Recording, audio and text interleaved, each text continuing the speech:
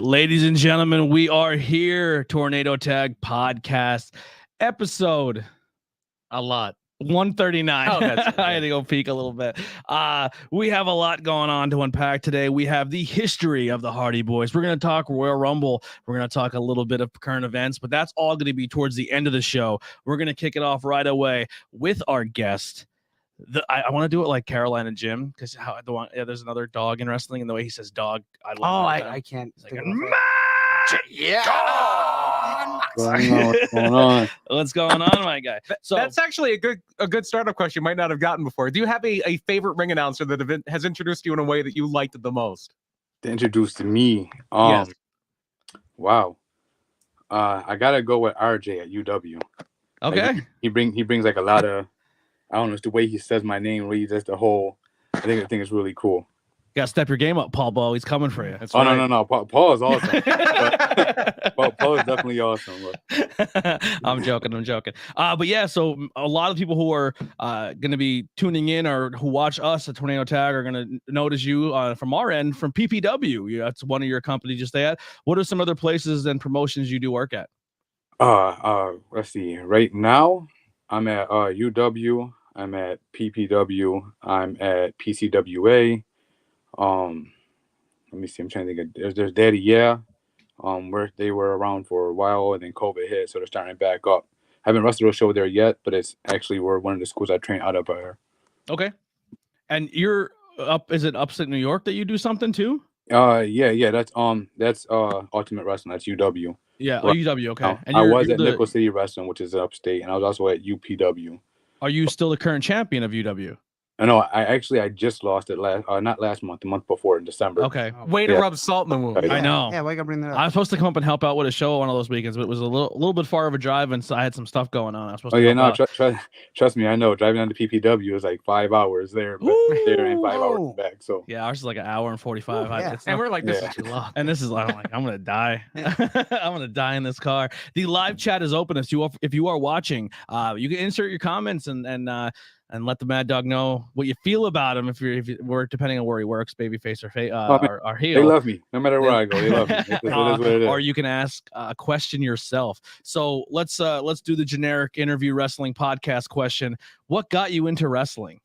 Honest, wow. So I've always loved wrestling since I was a kid. Like I think my first show that I remember being live at was a WWE show. It was in Buffalo, and they had I remember the main event was Undertaker, and I wasn't Yoko.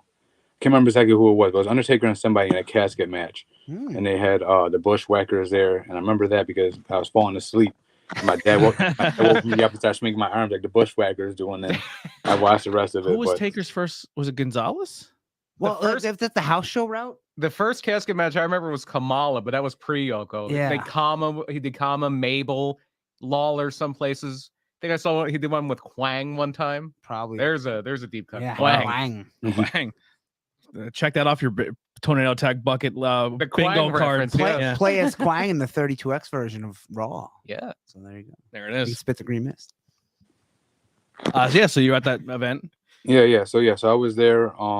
But just getting into wrestling in general, like it's something I've always loved. As most wrestlers did, we did a little backyard stuff and everything like that. And then a guy I used to backyard wrestle with hit me up the one day out of the blue and said, "Hey, am I still into wrestling?" I'm like, "Yeah, of course." Do you want to be a wrestler still? And I'm like, "Yeah, sure." You know what I mean? Like, why not? Because I went down the football route, the boxing, MMA. I've done all that because I didn't know how to get into wrestling. So he was like, I'm a ring announcer at this one company called OSPW before they shut down. It's another company that was in Buffalo. And he's like, "I'm a ring announcer. They're having a training session there before the show. Just show up." And I'm like, "All right." So I go. I'm like at the time, I'm probably like 160 pounds, maybe 170. Wow. skinny. I was What? cut Yeah. up like that. Yeah. I can't Yeah. even imagine what you look. You look like you were sick if you were that way at this point. Yeah. And Yeah, for hey, people tell that me don't about know, how much do you weigh right now? Right now, I'm about. Let's see. I dropped weight. I 220? was 215. I went down to 195. And now I'm at like 205, somewhere Oh, around there. wow. Wow. Imagine him at 165, 175. You was like, Wow. like I said, you're sick. Yeah, it was bad. I mean, I was cut up. I was in great shape. I was just like super skinny. Yeah. So I go there, and then my trainer at the well, I didn't have a trainer at the time, but the trainer I ended up meeting there, he's like, I seen what you did out there. He was also a worker, and he's like, I have a school out here in Lackawanna. If you're serious about becoming a wrestler, I'm like, cool. You know what I'm saying? I'm for it. And he's like, where do I at? Asked me where I lived at, and I'm like, I live in Lackawanna. He's like, you're joking, right? I'm like, no, like I really do. He asked me which street it was. And then he really freaked out, and he's like, yo, that's right down the street from my gym. So then we just linked up from there, and I've been training there. It's called Grapplers Anonymous, which is in Buffalo, New York.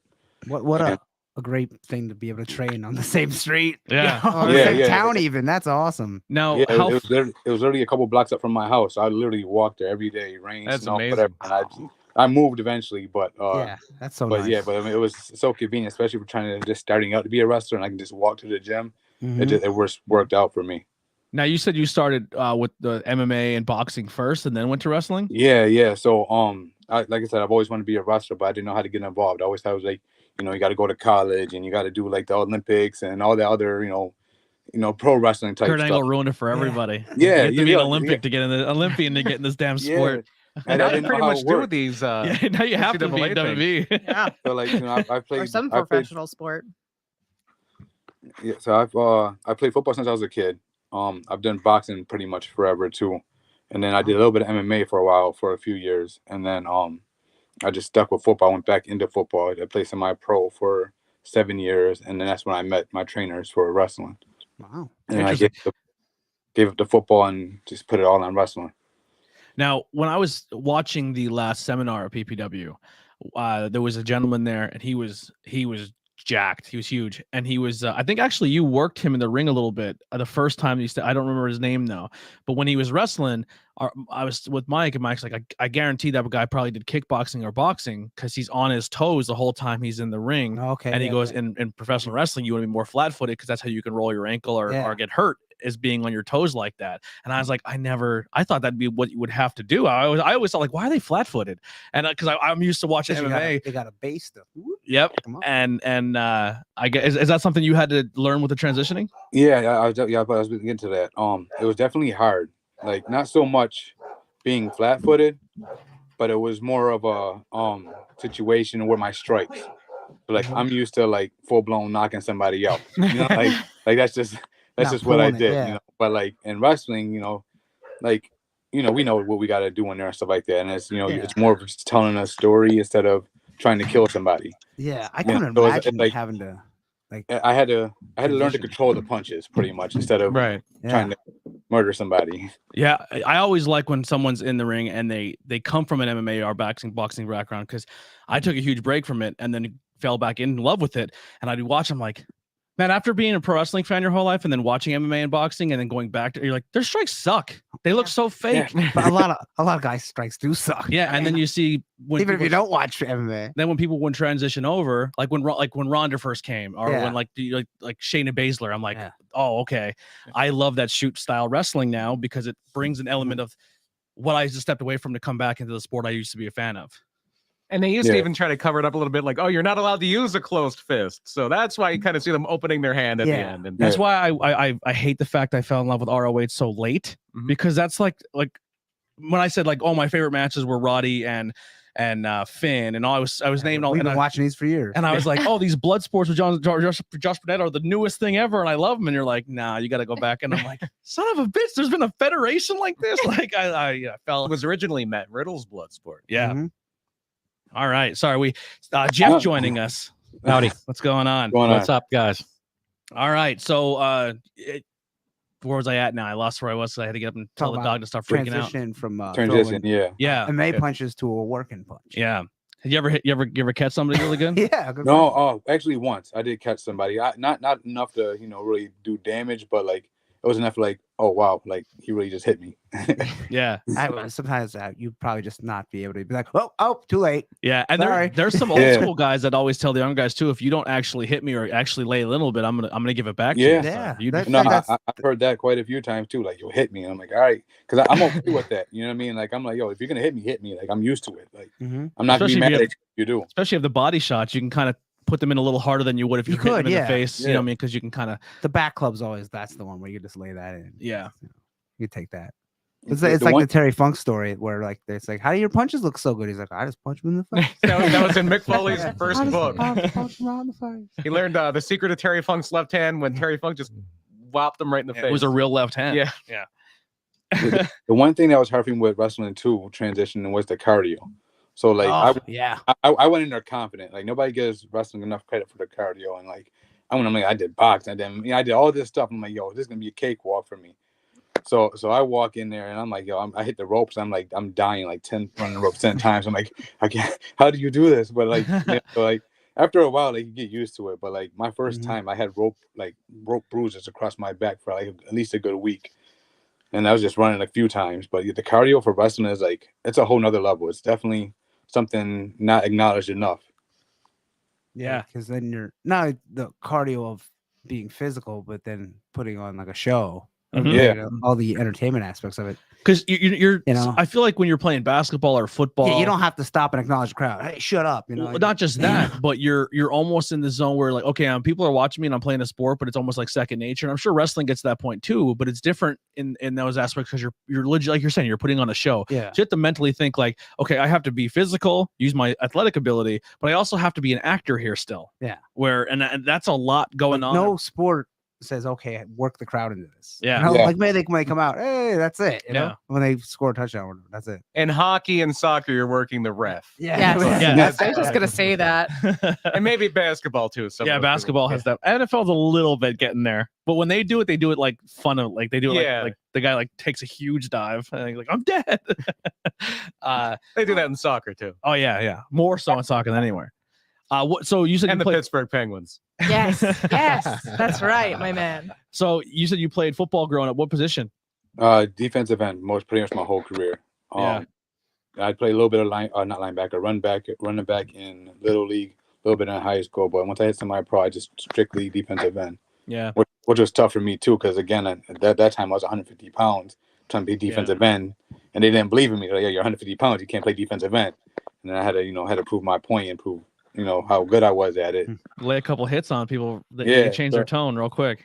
Yeah, eventually I earned it, but it's definitely tough to establish yourself as a DN when you weigh as much as I did at the time. So have you had any amateur or pro fights within boxing or MMA? Oh yeah. I did the Golden Gloves back in 2009. MMA, I went undefeated, had a couple of fights in there. I didn't do that for too long because I had kids and they get nervous when they see the bruises and the lumps and stuff like that. So I was like, I had to cut back on a couple of things. Do you get nervous bringing your kids around wrestling, or do you not bring them around the wrestling matches? So my kids, they live with me. And me and their mom, we co-parent really well. So they're usually there on the weekends and stuff like that. But there is times where they let them go to the show. They want to see a show, so I bring them. At first, it was tough on them. Like the first show they ever seen, like they freaked out. And then now they're used to it. Now they're all into it. They're talking trash to the other guy. Rather I'm in the ring or not, like they're just running their mouths. And especially my son, like he really gets into it. He's like, "Don't do this, don't do that," and like it's a trip watching them. Just sitting, even when I'm sitting in the back, just watching other matches, and I see them out there and their reaction to everything is it's amazing. They're my favorite kids to watch at shows. Is the kids who came with a wrestler or are with someone who's in the business, just to see what their reactions are. Like when Pete brought his kids to Backbreakers, I didn't watch the show. I was watching his kids enjoy. He wasn't even wrestling. He was doing commentary, but just watching his kids enjoy. Or when at Sanctuary, when Marcy. When Marcy brought his little guy, and like the whole time we just sat there and played with his action figures, but as soon as his dad came out, that kid came to life, and like just him watching, and like I was like, that's the coolest moment to me. That is super that. cool. Yeah. Now, little kids, cover your ears if you're listening, because we're gonna say some stuff. Obviously, wrestling has That some. guy in the red suit with a big beard. Let's talk about. Oh, wait. So kind of in that same realm. Did you ever let your kids in on? Oh like, no. Not at all. So they That's still awesome. want good. Yeah. Okay. Yeah, not at all. Wait till like They know 18. they know nothing. Perfect. And that's what most people in the business do. They don't tell their Yeah. we watched Turner take a spike suplex and his daughter thought he was dead. I think she knew the Yeah. deal, but Yeah. that we know the deal, and we thought he was in Yeah. bad shape on that one. And then we've seen where someone had their kid in the crowd and their dad got beat up and they literally had a full blown meltdown at that not backbreakers GSW show, and they had to like pull the kid aside like, your dad is Yeah. okay. He had to come after the match and like kind of like go over and say hi to him because the kid lost it. It was I was like, I wish every wrestling fan was Adults still- were like that in the 80s. Yeah. Yeah. The granny stabbing people with hat pins and stuff. Yeah. love Go it. back watching old NWAs, the whole crowd's like that. That's why- Back when we had hat pins. That's where it all went bad, when we lost hat pins. Yeah. They're all on Eric's hat. That's right. I mean, there's none left. If Danhausen was around, he would call him Eric Hatpin for sure. Yes. Derek Hatpin. That's his new name. There it is. Some people in the chat saying hi to Mad Dog. What up, Mad Dog? Chris. Well, we don't say that because there's the Chaz. Yeah. Yeah. Lot What's going on? of fans in the chat hanging out. Zach, John. John's a PPW guy. Zach said there too. Amanda Rose with the little hearts. Yeah, that's the wife. That's the wife. I see the little profile picture there. Yeah. So what I was kind of alluding to with going back to the boxing and Yeah. covering that, at what age did you finally step into the wrestling scene? 28. 28. Wow. I actively wrestling. It'll be 6 years this next month on the 22nd. So it'll be Awesome. Officially 6 years actively wrestling. I trained for a year before that. Nice. So where did you train out of? The actual gym name? Did you Yeah, Grapplers Anonymous. grab which is- some obvious, right? I Yeah. had to step away for a second. So that's great. So you remember your first match going all the way back? Yeah. My very first match ever was in Canada.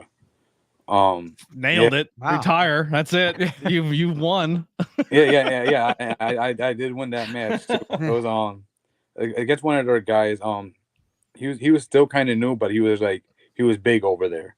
So they put I went there and I beat him or whatever. But and my first match in the States was a Rumble. They had put me in a better royal spot and then just went off from there. I had that and then I started having. So your first match was a singles match against a top guy. Yeah, well, for that company, yeah, he's like one of their big. That's name awesome. guys. Because a lot of new guys are like, all right, you're going to be in a multi-man or a Rumble. That's how everyone starts their Yeah, career. that's a good way to start because Yeah. if they don't know too much yet, someone can lead them.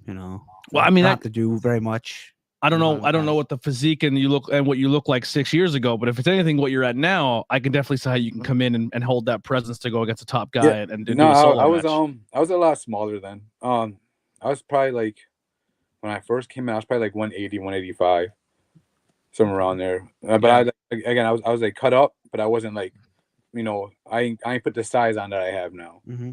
Now, have you always had the same presence, like the serious, mean? Oh yeah. Well, Okay. it depends. I'm always like, I always have that serious. Like people always ask me why you always, and even at PPW, there's a sign, why you so mad, dog? Yeah. They want to always bring it. And I'm like, but like, I'm really not that mad though. Like I'm a real chill person in reality. But it's just that look that I have, I guess, that people just get intimidated, I guess, a little bit or something. I don't know, but Yeah. Is that where the name came from? Mad Dog? Was that from just being looking No, mad no. all the time? so Mad Dog and honestly- everybody. Yeah, no. So honestly, the name, I started wrestling, I started training, and I had to get some gear. And I was just scrolling through Amazon looking for wrestling gear, looking for singlets. And I'm like, I seen this really cool gear. It had a Rottweiler on it. It said "Beware Dog," and the dog was like angry.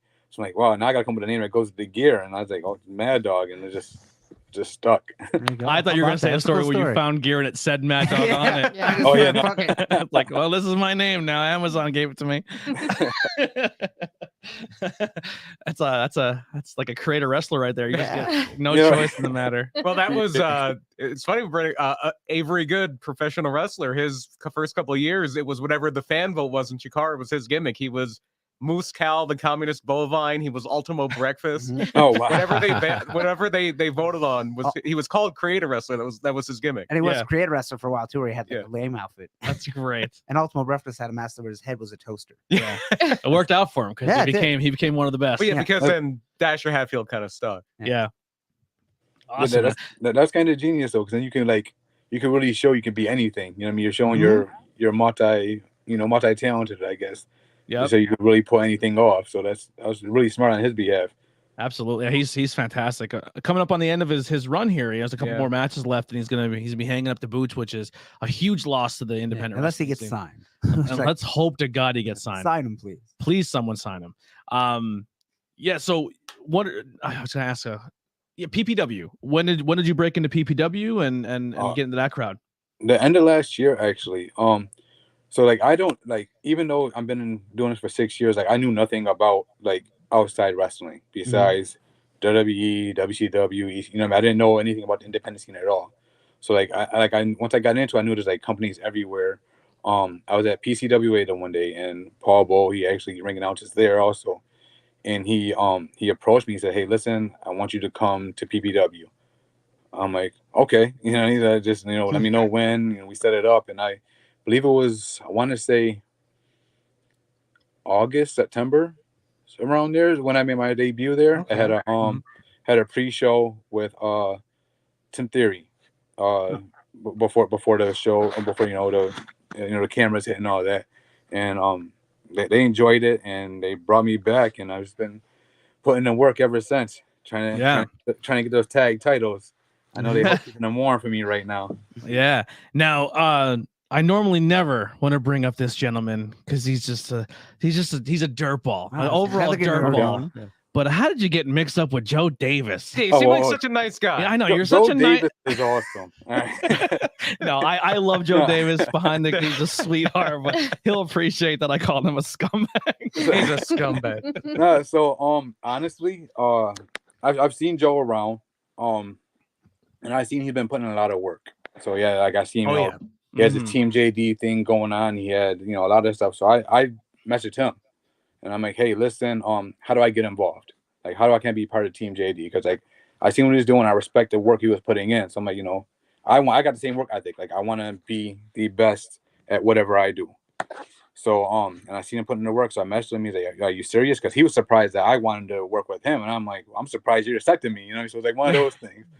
But so yeah, I just messaged him, and you know, he was took off from there. We've been doing UW as Team JD, same as PCWA. We're at PPW as Sins, and that's our main like things where we're together at. But we're working on other stuff too. Cool. And that's one of the things we love that Joe's doing. We talked to him about it before. We talked to him at the show, and he was really saying how he wants to put this group across all these different companies. Yeah, and it's such a great idea, and it's such a good thing to have in this area too, just to have that presence, because it's not like people have brand loyalty for the most part. Indie wrestling fans are just going to see the show in their area, so if they see the Team JD here and they see Team JD there, it's like, oh yeah, I know these guys. So it's that you have that built-in audience already. Yeah. Absolutely. Yeah, I sometimes I don't get a chance to work with him as much as I really would like to at commentary, because normally me and him are the switch seat. So when he's not managing, he's on commentator, and then I do and then we rotate matches. But I haven't really had the pleasure of working with heel commentating. So it's to the point where I'm almost not used to it, but really sitting down and getting to chop it up with him and kind of like joke with him back and forth and hate on each other because we kind of bounce off each other heavily. I really, really enjoy it. So it actually was a post he made recently about, do you think there should be? And I'm like, I hate when someone's forcing it, but when someone's good, it's so much better to have it. It's good to have at the booth, but like, you know what I mean? So he's a good dude, man. He worked, like you said, he works really, really hard. Yeah. Yeah, he eat, breathes, and sleeps wrestling. Like he's not at a show, he's at home, and he's like figuring out what's the next move, where we're going next. What's like, he's really like, that's his life. Yeah, he's legit he's a manager. He's getting you bookings. He's getting you Another New York guy too. Yeah, he works really hard. And one of the more valuable things in wrestling is a good photographer, and he has that right in the family too. Yeah, so it all works works out out. for family there. His wife, she does great photography work as well. And he told us that he did stand up years ago, which is he actually used to do commentary for professional like NASCAR. Yeah, like and he was, I didn't know that he was like real fat and he lost a ton of weight. Yeah, I did not know that Yeah. either. He posted a picture and I was like, yeah, I was holy like, shit, I never knew. I was, whoa, good for you. If you look at him now, you'd be like, this guy was never overweight. Yeah. Yeah, there was people in wrestling, man. They're just inspired. Him, Brad. Yeah, I mean, it's a lot of people. Yeah, killing it. Like, that's great. Mastodon, yeah, there's a lot of them. Stop drinking. Start wrestling. That's just to lose weight. I just want to wrestle, lose weight. I gotta lose weight to do commentary sometimes, standing up and screaming all match. Nice. So, with that group Sins, you said you're looking for those tag team champions, right? Oh yeah. South Philly's finest, man. They got a couple cheap wins over us, which I still stand by that headbutt off the top rope to my kibbles and bits. They should have been disqualified because that's a low blow. That is. However, titles cannot change hands on a disqualification or a Very counter. true. Yeah, but it was for the belts and they hit me with it. So I just Oh, feel, that's true. Yeah. I feel like That is we true. should be the champions right now, but we're gonna get them real soon. Yeah. You might have to get pushed back a little bit here because it looks like Sam Adams took a little cheap shot at the last show, and now maybe I didn't see it. Maybe the Sambo Yeah. show stepped up in line to kind of get you can't get him can't get him by being consistent every show. You get him by pissing off the champs. Isn't Lobo hurt right now? I don't know. I maybe didn't see come him in a back while. soon. Who knows? Oh, hopefully. yeah. I mean, we're gonna have to take them out then. I think Yeah. It's a if good there ain't no attitude to have. challengers left, you ain't got no choice but to face us.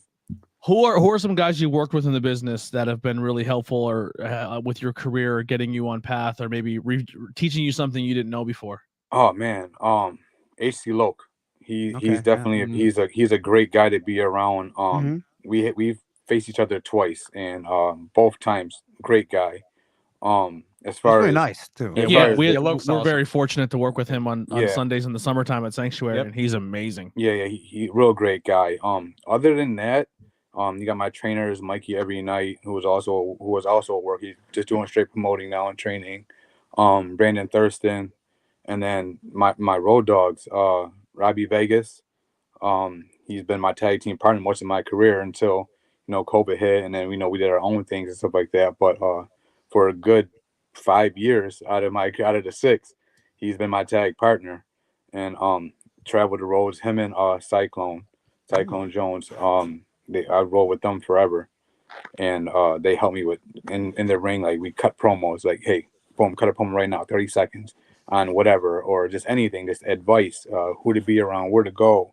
So they're really they're just the 4 of them alone between Mikey and Brandon and Robbie and Cyclone it really helped me a lot with my career. And then now you got Joe with his knowledge, whether it be a worker or like getting into companies, it's just anything. It's just you got to run yourself around good people, and I was fortunate enough to do that. Yeah, it's super cool when you're backstage at any level and someone pulls you aside and goes, "Hey, I seen you doing this," or like Mhm. kind of witnessing those conversations. It's super dope. And one of those guys, I don't know if it's ever happened with you, but I see it all the time. They do it, but they do it in an awesome way. Is Diamond City War Machines? They're always like, "Hey, try this, try that." Yeah. Just kind of pass on that knowledge. It's super cool. And that's what shocked me too, because not like name dropping nothing like that, but like last show when we had Doc Gallows there, I wanted to ask him personally because he hosts a seminar, so I wanted to ask him to watch my match. But by the seminar was over and I was match 1, I didn't get a chance to talk to him. Like, hey, can you watch it real quick? But turns out he ended up watching the match. So He stayed on the monitor all night long and watched Yeah. every single Wow, that's person's awesome. on that show's And- match. He's super cool. Yeah, super great guy. Like I think I've done a lot of seminars, but he's like definitely one of the greatest I've came across as far as with the seminars and just him as a person in general. Real great. But as soon as my match was over, I'm in the back and like he sent somebody to come get me. He's hit me with some pointers like, hey, you did this a little different, or like just little things, nothing like discouraging, but it's like, hey, you could have did this a little bit more, or like this a little a little less.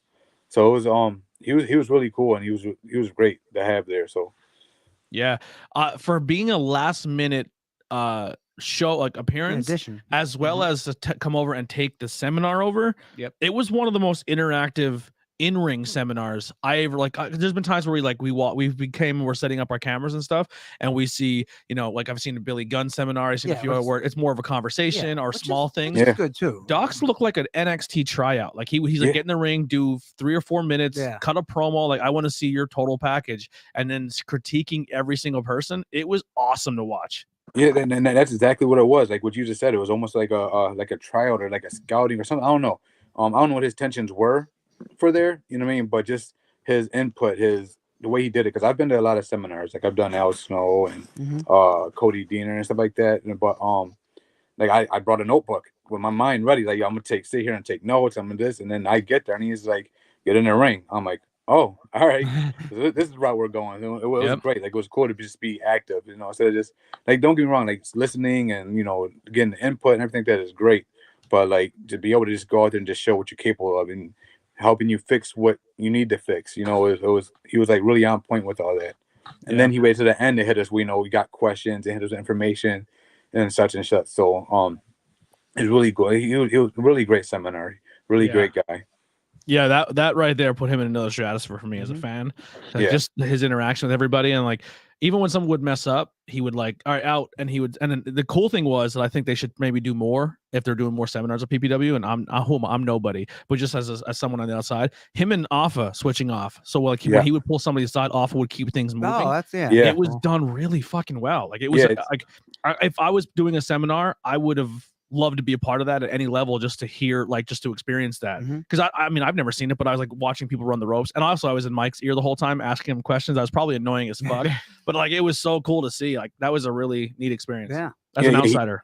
Ava, he's another great person too. Like he's awesome. Like you said, just transferring back and forth. You know, like boom, boom, boom. Here's this, and then like you said, if one's talking to somebody, the other one's handling it, or. Like, Aqua's awesome, too. Like, just being there, like, being around him in general and just in the locker room. Real great guy. Yeah. And then one thing he did, too, is, like, halfway through the seminar, he's like, everyone shirts off. Yeah. Like, what? And he's just like, this is what... And he was, like, telling you, like, verbally saying, like, hey, if you were to do that on TV or for Vince or for TNA or here, no chance. But, yeah, you need to hear that, though. Yeah. Like, because if people are saying, yeah, you can do it, and you can't do it, then that's not good, because you're gonna get there and be like, that sucked. Yeah. You know, so like it's better to hear that from someone like that. We're going to learn. I wish more. I wish, and maybe this is not a shot at you ever at some of the other guys who've been doing it for a very, very long time, but I feel like more people should join those seminars who are like, you don't see a lot of the certain names on shows coming early and doing the seminars, like, you know, or people who are title holders or anything like that coming to those seminars. And I think that's kind of a mistake, because I feel like a lot of people who did that seminar, last show, were people who were either still hungry or learning. And I'm like, man, anyone at any level could have learned something from this and got something from someone who's been on TV, who's going to tell you what they're looking for. I know one of the seminars we walked in on setting up cameras, one of the top guys was right there front and center in that seminar. Yeah. I don't want to name names. Yeah, same here. Yeah. They were right there. He's usually at a lot of seminars. Yeah. Yeah, and that's one of the things, like, with wrestling, like, you can always learn something. Like, you never know everything. Like, you may know a lot, you may know, whatever, but there's always somebody that knows something that you don't, or it can help you advance what you already know.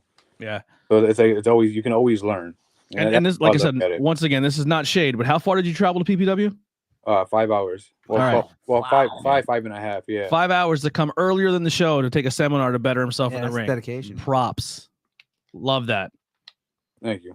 Yeah, that means, because some people don't do that. You know what I mean? Some people show up if their match is later in the show. They show up after the show. Yeah. Which that's like, oh my god, get these guys before the show starts. Yeah, and it's just like, and someone like you who's willing to travel 5 hours to get there early, do a full fucking day, work your balls off, like, and do the seminar, then do a show, then stay after the show and support everybody else. Dude, you're good. And then people, get home man. at 5 o'clock in the morning. But I just someone who, and all I do is commentary in a podcast, man. But that's a small things I notice about people when I'm backstage is that kind of stuff. And you're good people, man. No, thank you. I appreciate that. It's all about wanting it, And for the most part, you're not setting up a merch table. You're not you're literally there just soaking it in, meeting people, interacting, the whole nine.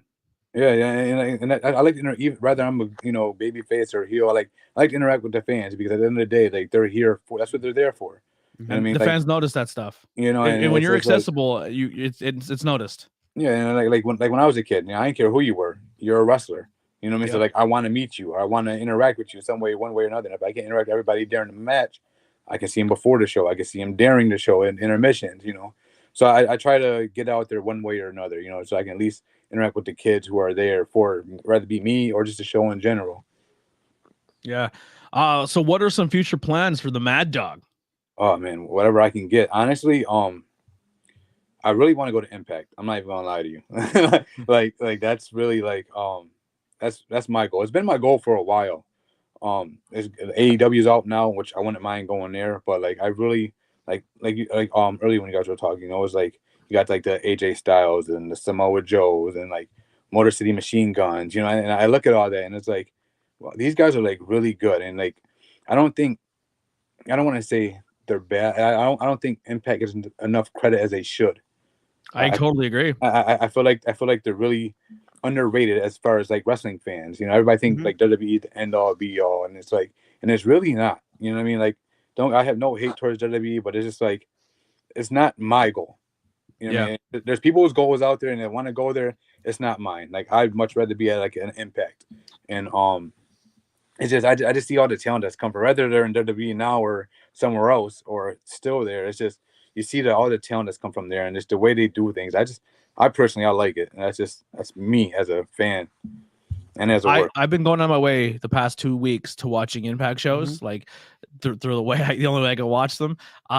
There's not many ways to watch them. They're fucking good shows. Yeah. Like I thoroughly enjoyed the show, and I didn't realize how many people we've came in contact with in the past 2 PPW shows that are top players on Impact. And I'm like, literally the champion was there 2 months ago. Yeah, it's crazy. He was there twice, I believe. He was there. At least twice. Yeah. And meeting them and finding out how like cool they are and having those experiences, maybe I'm biased too watching the program, but I was a little more rooting for them because now I've like known them, like not like we always joke around our dear friends, dear friends. But no, when you meet someone and you get to know them on a personal level, and then you get to have those conversations, and then you're like, I pull for Impact heavier now, and I'm someone who never watched it. I wouldn't want. I mean, some of that that's local is on it, and then probably my favorite females on there, and I was just like, And then I went on my way to watch it. Though. Yeah, I went out of my way twice to watch it. I wish it was more easier to watch. Yeah, and I didn't have to go through the things. And it'd be nice if Access TV was in more homes. I wish Access TV was on Hulu, like Hulu Live. That would really help out. You can get just Impact do like Plus. NWA does, put it on YouTube. Even if it's a couple days later, that's fine. I think they do have a YouTube thing, but it's subscription. But they pay like so much. Yeah, and that's nobody's doing. And they're Nobody's doing better at now. uploading their little shows after they air on their app. But Good. once again, like times are tough and you have a lot of apps. Are Like, they still doing live on Twitch or whatever? No, they just. Remember they were doing. they're not doing that RVD anymore. got kicked off when he was doing his thing. They were came back, but I think and they're off again. Yeah, they're off again. But so many people we've run through: VSK, Mike Bennett, Maria Kanellis Bennett, Moose, PCO's in Impact now. The girl who's their signed. ex, that she was with, she was next to Mercedes at her table. She just won the Ultimate X. Ultimate X. Oh, Tasha Steele. Tasha Steele. Yeah. I said Steele in our chat, and I was like, Adina got signed in. Steele's with a Z. Yeah, she was in NWA before, so Diana Impact's a good place to get Perazzo. seen, Like, there's too. so many of them. Yeah. Yes, Dina Perazzo. I think Santana Garrett's Impact, or no, or she just shows up. Maybe. I don't think she's Jonah. I signed. know. Yeah. There's so many of them. Yeah, it's a cool company, man. Give it a shot. Yeah. I'm working on it. I'm see what happened, but that's my goal. I mean, PPW is a good place. I mean, I didn't even realize how many people were in the business that are there. And I was just like, I turned around, I'm like, what? Every match is someone we hung out with recently. Like, this is awesome. Even a good AEW Dark. That's one thing about PPW though I love about it. Like, there's so much talent there. Like when I got there, I'm like, how do I keep up? You know, like it elevates you. Yeah, like, iron sharpens iron. Yeah, like so many, and like when Paul and would approach me like, hey, like we want you to stay. I'm like, all right, like I don't know what I did right, because again I look at people, I mean, I look at like Andy, and I look at Encore, and I look at like people like Ram Bandit, and I see all this great talent, and I'm like how do I match up? How do I get to, like, I don't know, they just do so much stuff, and it's like it was intimidating at first when I got there, and I'm like, man, like what do I do? And I don't know, I'm there, and I don't plan on going anywhere anytime soon, so. Yeah, it'll make you better though. That's how it does. Wrestling better people. It makes you want to step your game up. And like, I'm in the gym. I don't know how many times. I see Encore all the time. Like, he on his Instagram. I'm like, yo, this man really in the gym like all the time. So I'm like, I got to, like, he lives there. And like, he also has abs up to his chin. Yeah. I'm like, yo, like how? Like, I'm like mine are there, but man, like, how? But yeah, he's a House of Glory guy, right? Yep. He's been doing a lot of Dude, that locker room, that's another thing too. PPW, one of my favorite things about PPW is how, I don't know how they did it, who they talked to, who started the trend, but the fact that the House of Glory locker room is coming to PPW as much as they do is an absolute blessing for them, and they need to do it more. Having guys like, Rembrandt, Main Event, Evander James, like when Mr. James. Well, he's Evander still at House of Glory, right? I think he's Mr. James everywhere now. No, I think House of Glory is doing something different. Yeah. Charles Mason, when he was there, there's just, the list goes on and on and on and on. Like, it's kind of cool to see all these different collaborations of different training schools and bringing entire schools and seeing how they conduct themselves. For one, it's so neat. Yeah, I love. That's another thing I really like about PPW, seeing those different styles clashes and people working together and making connections, and then you see like people from other places going making connection with somebody from House of Glory, and they show up there as a dark like it's just awesome. Yeah, it's great to have, like, because you even then, like, it's not so much we're home-based people, you know what I mean? They're bringing in everybody, and it helps everybody in the long run. Working with different people from different places, learning different styles, just by watching or talking to them, you learn so much from everywhere. Anyone else have any questions before we wrap up? Have we got all mine out? Anybody else? Yeah. No, I'm good. Good. Is there anyone, any promotion or anyone out there that you want to work with? Who's on your hit list? Yeah, there we go. Oh man. Honestly, I work anybody. I mean, I'm with whoever. You've had a couple multi-man matches with this guy across the table without a win yet, so you gotta get that one back. I mean, if you want, he can get the pause. You know what I mean? We can set it up. Golden glove. We can talk to We can talk to management and set that up. I didn't know it was Golden Glove. Yeah. Well, he's on to people who are in your division that have titles. He said, "Oh God, yeah." Oh, that's a nice way to put it. I mean, I'm gonna have to get some titles in real quick. I ain't too far from the low limits. Yeah, I was gonna say he was in the No Limits match. At the 10 limit. Yeah, everyone's going for that thing. I'm in the top 5 right now, so we can. There we go. We got a battle.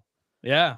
You've never had the No Limits. I never did. I only ever had the WYLN, which that's it. Yeah, they're trying to go for another title, another Joe Davis guy in Ryan Vox. Ryan Vox. No, Fox Vineyard. I did it again. Yeah. I was saying Rembrandt has the current. He's the current. Yeah. Not for long, but there you go. He's sneaky, man. He's sneaky. Most you gotta watch out for that belt because it's a little sharp. The most defenses of the No Limits A little sharp. Yeah, they need to fix that title. Apparently, I heard there's one order that in the TV title. Good, perfect. Just in time for you to win it back. Yes, there it is. People in the chat. John says, I don't know if people are laughing or heart, but we have a laughing was John. Hearts were Joe Davis and Amanda Rose. Likes Andy. Thank you. How did I like it? I know, but you liked it. So anyone on Facebook giving some reactions and watching along, type in the chat if you have anything to say before we end the interview here. But yeah, PPW, a lot of cool future things for you. You said you're in the top 5 there with Rembrandt's title, and then you have your eyes set on the tag. Which is good because there's like 7 people in every match, so you're in the match. Right. we're top 5 for the Sins is top 5 for the tag titles too. So there we go. We're gonna collect it all. Yeah. Will Team Davis take all the titles in PPW? Sins and PPW. Joe Davis team Sins. Yeah.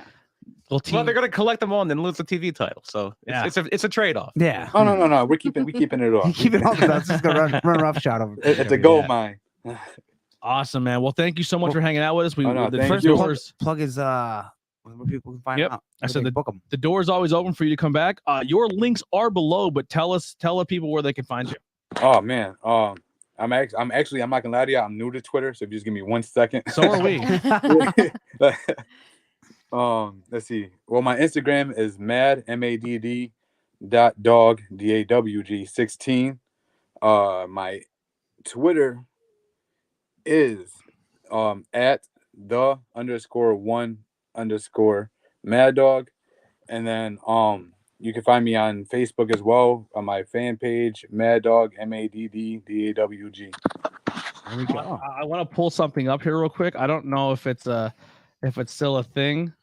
Oh my goodness. Yes. Never mind. It was a different name, but there's a t-shirt that we talked about. I think I said it on commentary at TPW. I don't remember, but you need a t-shirt and I have the perfect one for you.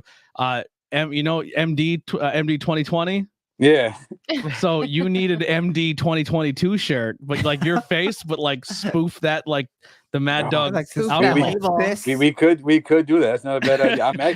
I'm actually trying to think of a new shirt for this. There it is. You can have that. I didn't get merch last year because of COVID, so I'm like, but this year I'm definitely coming out with something new, so that's not a bad idea. Yeah, the MD 2020s. You should definitely spoof that label and make something with it. Yeah, and then check out spreadshirt.com because you can get shirts made and they'll ship them to you in a week and they're pretty cheap. Yeah. Oh wow. Oh yeah. Spreadshirt.com. We have all the hookups here. We'll help you out here. For sure.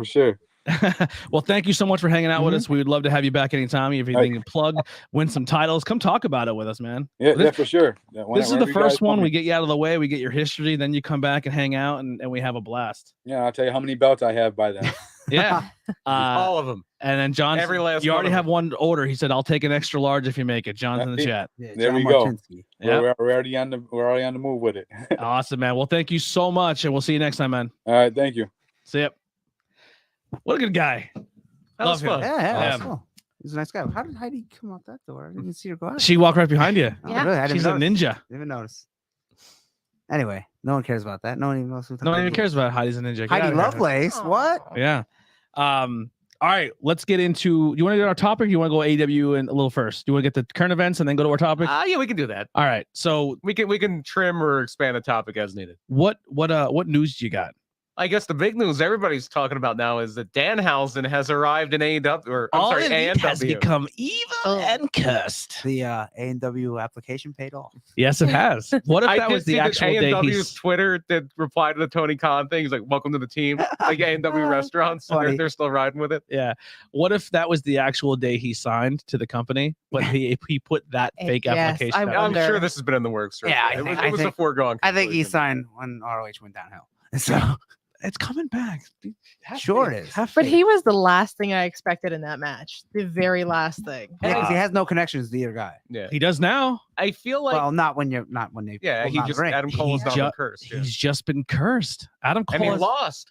Adam Cole has been cursed Yeah. and lost his Lost. first singles match. Yes, he did. So what if he goes on a giant Yes, but it losing was streak? a lights Lights out out match. It does Doesn't not count. count towards your record. Curses are powerful. They'll keep going. No? If I had He to didn't put lose on record. if I had to put my conspiracy hat on, I think they knew in Cleveland everybody was expecting Johnny Gargano, and, Yep. and Gargano's taking some time off until his kid's So born. they had to deliver something. So they had to deliver something to send the crowd home happy. and it so, was cool. so they It was. it's like there's a good time to bring in Danhausen. Yes, absolutely. Now I wonder if he was walking. Was his leg healed? Because remember he broke his leg or whatever. Yeah, he I- broke his leg. I know he said on Twitter he's a healing ahead of schedule, but I Oh. don't think he's ring ready yet. Yeah, No. probably not. But they He- can have him do backstage Yes. stuff for our Hyper to Pit segments. Yeah. He does not need to wrestle to get over. In fact, No. he might No. wrestle. He might get over more by not wrestling. Yeah. just to establish a character. I would never. I would even if I'd put him in the ring twice a year. I would make him like the Undertaker, Or like where Brock Lesnar. you barely see him Yeah. and just let him do skits. Yeah. Yeah, Brock Lesnar. He barely wrestles and he always wins. Yeah, play to your strengths. That's what ECW did. Yeah. Yeah. If you are in the chat, we're gonna be we have trying a new thing out for people who are watching along. We're gonna put a few different links in here for you guys to check out. The links are below if you want to follow us on all social media, as well as our guest links. But the first one we're popping up here is our website, iwepnetwork.com, where you can check out not only this show but the rest of great shows we have on the network. The variety is insane. We have paranormal, we have pop culture, we have buddy podcasts, we have spiritual podcasts where it comes to like your faith and possibly getting into Christianity, which is the furthest thing from me. Wow, jeez, But Yeah, we not have it me. on the network. that's none of us. Yes. None of us. But it's a great, it's a great variety show. is the spice of life. Someone Yes. once said. I personally, the reason it's on the network is because A, it's a great friend of the podcast, as well as even though it's the furthest thing I'm into, But he there's does an a audience there. fantastic job. Oh, there's Yeah. an audience for that. Yeah. Yeah. And then we also have interviews with everyday people, as well as Stay Doomed, which is like a TV style podcast where Very About cool. a very very cool idea for that podcast. It is all covering shows that did not last. They lasted what, a season or a less. season or two. Yeah. Oh. And then they say if it should have stayed doomed or if you should have stayed tuned. Oh, cool. Yeah. So they watch really bad possible TV so you don't have to, and they'll tell you all about it. Or maybe good ones. you Yeah, know? or good ones Yeah. that should have never went away. like uh, Better Off Ted. That was only 2 seasons. That was Pushing good. daisies. So the IWEP network, Chevy Chase variety show. we have Dana Carvey's TV show. But we have it all for you on the network. So go check out that website at iwepnetwork.com. Brian. Do we have any other news? This wasn't really a huge news week, I don't think, Yeah, it's a light for wrestling. for wrestling. Yeah. The Royal Rumble's coming up. If we want to touch on that instead of going deep into the scorecard. Anybody have any ideas on what they think might happen in the Royal Rumble? They're saying they're trying to get Ronda. That's They I have her. personally I fucking hate that. You're When gonna I- hate who the rumor is that's coming back for the men's Rumble. who? Goldberg. Kamala. No, I'll kill I him. would be shocked if Kamala. was back. I'd rather Kamala than Goldberg. I don't think. Oh, me too. Yeah, I don't think. Kamala Well, can- I mean, two things. Oh, the one I'm not going to say. Yeah. But the other, well, Kamala's no longer with us, so I don't think he's going to. I would still rather him Kamala than- too. Yeah. He's I would- also dead. Oh, geez. Stan Frazier is. I would Uncle s- Elmer is also dead. He was Kamala too. Oh, the I- headhunter's still alive. I still want both of those Kamalas over Goldberg. Well, I mean, if Kamala were still alive, he doesn't have feet that could hit the floor. Yeah. I still rather him than Goldberg. I thought that when that still Dustin better Thomas dude was in the battle royal for GCW, I'm like, he doesn't have feet that can hit the floor. He's going to win. Yeah. But then they Like threw him out and that counted. Yeah. Yeah. But there's a thing. GCW just did their big show, the World on GCW with the Hammerstein The Ballroom. world. Oh, that was a There's fun no- show. There's no O in it, right? The world. It had its ups and downs for me. There were some fun parts. There's some parts that like One match for me went a little too long. The Zack Ryder. Matt No. Cardona one. A lot of people said that went too long. I enjoyed it, but it did go a little long. I thought the Lilo Rush match went a little too long for me. So did I. I thought that went a little too long. and for me. then the problem with that is they were on. I didn't even realize that they were on regular pay-per-view. And then your main event was super quick because they had a hard out. Like they were going to cut the satellite for the pay-per-view at 11. Yes, they had to. So they had to finish by 11. I was cool with that one going as short as it did. Yeah, I mean, because you have on the one, the Briscoes are great, but on the other side you have two deathmatch guys, and I love we personally like Matt Tremont, you Absolutely, and I, and Nick Gage is the Hulk Hogan of GCW, but in New York where you can't do a lot of the deathmatch stuff, maybe some people are going to get exposed a little bit if they do too much. Yep. Do it the best way you did it, end the show with everybody in the ring the way they did. I thought it was done right. I mean, I get the Cardona thing; it was a little long, especially with the entrances, but it was the homage to ECW. The match that really reminded me of was when they did Tommy Dreamer and Jerry Lawler at the second pay-per-view at Hardcore Heaven. And it's just all DDTs and run-ins, and that's the entire match. Yeah. And inexplicable turns because the lights go out 3 times in that match with Lawler. And it's like one time it's Rick Rude, one time it's Jake Roberts. Like, what is he doing here? One time it's Sonny. Yeah, and they all like turn on Dreamer. But no, it was fun. And even though I know Lauderdale said he was disappointed by some things, there was a little first show. Matt Cardona hated something. He said, "As long as I am a part of a skit ever again, I will never work with Virgil." He said he was awful. Awful. Yeah, they said Virgil like jumped his cue. He didn't do the Vince walk. Oh, He geez, was yeah. it was a little annoying backstage. The entire time kept asking for more money, and then he insisted on them giving. Kind of like going in. That Yeah. Virgil You know Virgil's that. You know the Yeah. hustle with Virgil. He kept asking because they were like, "We're gonna hand you money." He goes, "Make Yeah. sure it's 100," Oh, and they God. never said Not gonna 100 pay. again. The mask disappeared. They like it was a shit show. There was some controversy behind the scenes. They were going to have Nick Wayne wrestle. I think he might have been in the pre-show Battle Royal. He's Buddy Wayne's son. Buddy Wayne is a guy who did some TV jobs for WWF. He trained by Brian Alvarez. He was a big guy in the Indies and the Pacific Northwest in like Washington, Oregon. His son, Buddy Wayne, passed away. Nick Wayne is his 16-year-old son and was supposed to be on that show. And somebody called the New York State Athletic Commission and said, boy. "Hey, they're going to have a 16-year-old work," and they pulled him. Mm. And there was Probably a good move. Don't tell New Jack. Yeah, that is for the best. That's a good move. and I guess another big thing this week was there's been a big tiff on Twitter between Mr. Saint Laurent and MLW and Joey Janela, where Janela has been kind of speaking out against MLW, saying basically like he's kind of rooting for WWE in the lawsuit because MLW is not the little guy to root for. Basically saying like they don't pay very well. they don't pay well. There's a no GCW clause in their contract. They have now. contracts, but they're not. Yeah. So the company who's telling them like root for us, we're the underdog, are also at one point in time we're trying to hold back other people. According to Joey Janela, A few people. and then there's been a war of words. Like he's Mr. Saint Laurent fired back that like they fired Joey Janela for being unsafe and working drunk, and he said he never did that, and he does the same thing in AEW, and that's why he's probably not going to be hired back. And he's like, I've never worked drunk for MLW or AEW. Never said GCW. Yeah. But I think that's a requirement. No, it might be. Yeah, it's very much easy. No, not anymore. Initiation. Not with Moxley on there. No. Yeah. But not that it was a requirement before that. Yeah. But yeah, all in all, yeah, it was financially successful. I said Fight TV said it was their biggest show ever as far as buy rates. Great. So yeah, More place to work, the better. we got to see Tony Deppen. We got to see 9-1. We got to see Janai Kai. We got to see I don't know. Yoya. Was she only in the Battle Royal? she was in the pre-show Battle Royal on YouTube. Yoya was there also. Yoya was there. 911 911. Yeah, just to congratulate Big Vin after and he Big. won. I was just about to say, and is congratulating his son Big Vin. We brought him up earlier, but the last guy eliminated was Charles Mason. Charles. Oh, wow. Charles Mason. All right, another superstar. Mhm. And the final three was what? Mason 911, and I believe Lufisto. Mephisto, Who yeah. was wow, there for the she was Indie Wrestling Hall of Fame. Oh, And that's cool. They did an Indie Wrestling Hall of Fame that afternoon, and she was there. That's why X-Pac was there. He inducted Jerry Lynn. They're very good friends, lifelong friends. They got in the business together, basically. And Chris Hero was there inducting Tracy Smothers. Punk was there. He inducted Dave Prazak. So he wasn't on the GCW show, but he was there earlier that day. Also on the show, I thought the Effie Jeff Jarrett match was awesome. Didn't get to see it. Jeff Jarrett looked good. That's what I heard. For a guy in his mid-50s, Jeff Jarrett was in excellent shape. The match was fine. lot of smoke and mirrors, like you would think. It's, Yeah, of course. And I think we might get a part 2 to that. Oh yeah, the way it ended, you're gonna get a part. Yeah, which is exciting. I think And he was just on SmackDown.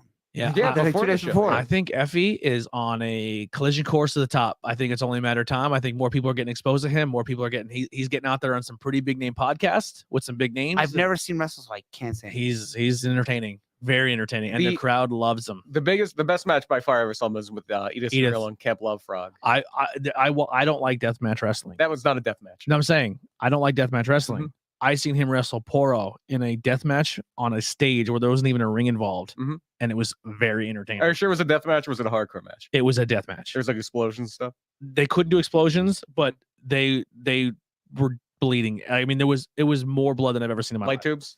Yeah, light tube, everything. They literally wrestled on a stage, Yeah. and then it was like a concert venue, and it was a stage, and in the front of the stage where the pit would be is just filled with weapons. That might have been for somebody's. It's called promotion No- that isn't around anymore. It's still around. It's called No Peace, No Limits or something like that. It's on IWTV. Oh, is it? Oh, okay. It's down in Florida, I believe.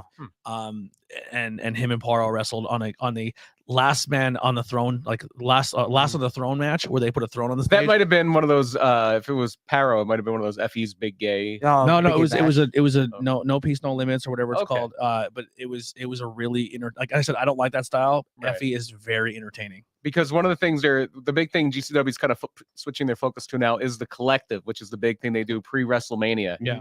And that's where Bloodsport usually comes in. If they do Spring Break, it's going to be on there. And the first show they did announce that because they are doing a collective in Dallas this year is going to be FE's Big Gay Brunch is coming back. That was Okay, yeah, that's what usually during lunchtime. And that was usually on a different network. no, it's usually Was it? on Fight. Was it on? I thought Yeah. it was on. There's a lot of Yeah. bad blood between IWTV and Fight. Yeah. Or and GCW. But Effie, telling you, keep an eye on the guy. He's killing it. Fucking super entertaining. I'm a big fan. yeah, usually with the collective they do like 20 shows and Yeah, they'll do a deal where you can get like all 20 of them for like 150 yeah, bucks or all day something long like that, yeah. too. 3 days, over Yeah, 3 days. yeah. The way it's going, I mean, all different, not all at 7 o'clock. I you would know, probably pay for it just because every one of those shows have They're been not bangers. expensive. Yeah. Yeah, they're usually like 20 bucks each. Yeah. You can get like a package deal. As I said, the $150 for all that is a good deal. And you keep it forever. I still Yeah. have access to Joey Janela's Spring Break from 2019. Oh wow. Yeah. How about that? Yeah, the rest of the GCW show is good. Someone said in the chat, so we will touch on it real quick with AEW. The ladder match between Cody and Sammy was amazing. It was very good. It was. Yeah. I didn't go. Some you didn't people like it? some people were No. crazy about the lack thereof of psychology. Yeah. Yeah, but you kind of for the ladder matches kind of got That cutter?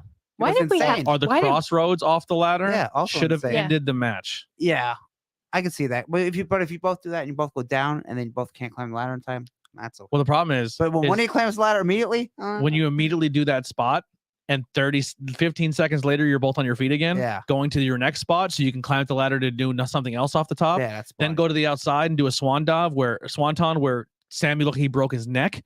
And then he gets that looked like it sucked. Yeah, I then think he- that ladder was supposed to. then he gets up Yeah. first and he's like, it was just too much. It was too much.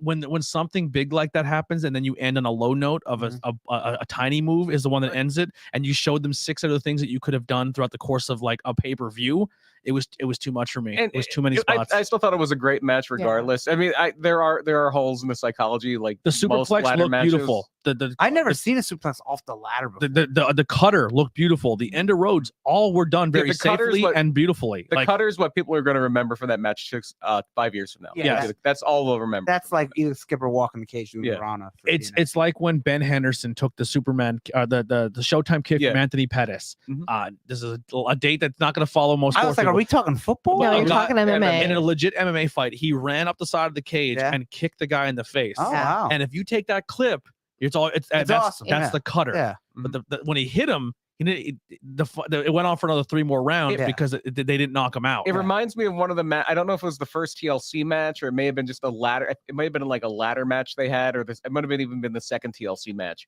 But we're going to be talking about the Hardys here in a second. Edge and Christian Hardys and the Dudleys. One of the big ladder matches they had. The finish, after all these crazy bumps and spots, everything. The finish was that Rhino helped Edge and Christian. He carried one up on the shoulder, so he got the ladder quicker, Yeah. and that was the finish of the Yeah. match. So we watched those 5 huge spots and then hitting him with the title from the top. Well, first of all, the title belt is the most dangerous foreign object in the history of wrestling. yes. Yeah. Like title belts will knock anybody out. Yeah. That's okay. Brass knuckles. I'm fine. No, title belts are more devastating than brass knuckles. Foreign object. It's like Wolverine's body. And Yeah. why did we have two hanging? Like, what was the purpose? Because there was of a two? unifying. champion. Yeah, one was a champion, one was the But why interim couldn't you champion. just hang one? One was still? clearly a replica because one was a little bit bigger and shinier. than the other The one. other reason is because ladder matches to this day are still kind of basking in the shadow of Shawn Michaels, Razor Ramon from WrestleMania 10, the first major ladder match, not the first, but the first major ladder match in the US. And that match had 2 titles up because Michaels okay. left with the IC title because he was Shawn Michaels, didn't want to drop it. It's a good And, visual, but you don't need it. I mean, go up and you grab the one title. Still the goat. That match was so annoying to watch live because I saw the match already. Yeah. They did it on the house shows, and I saw it at the Spectrum like 2 months before WrestleMania 10. So while I'm watching WrestleMania 10 and with my friends, I'm like, they're gonna do this, So like, because the match Knew was, it it all. blew my mind when I saw it live on a house show. I'm like, okay, Diesel's gonna get kicked out here, and they're like, shut up. Yeah. Well, let's Well, I was gonna say there's a couple Marco Stunt not re-signed where we did our where they get and re-signed. he where showed they up at GCW. yeah, Peter Avalon not Not re-signed. Signed. Frankie Kazarian, Signed. yes, Yeah, resigned. so someone. From backstage stuff. Yeah, Cody maybe. not re-signed. yeah. Cody, We all picked that one. I think that was Yeah, he but- signed immediately. I think the Cody is a free agent thing is just going to be more of a, Oh, a he's- subplot on Roads. he's to the still top. he's still showing up on the Rumble, right? Yeah, because God, they kept yeah. mentioning Roads to the Top last night again. Yeah, him and Moxley are gonna be in the the and Jericho.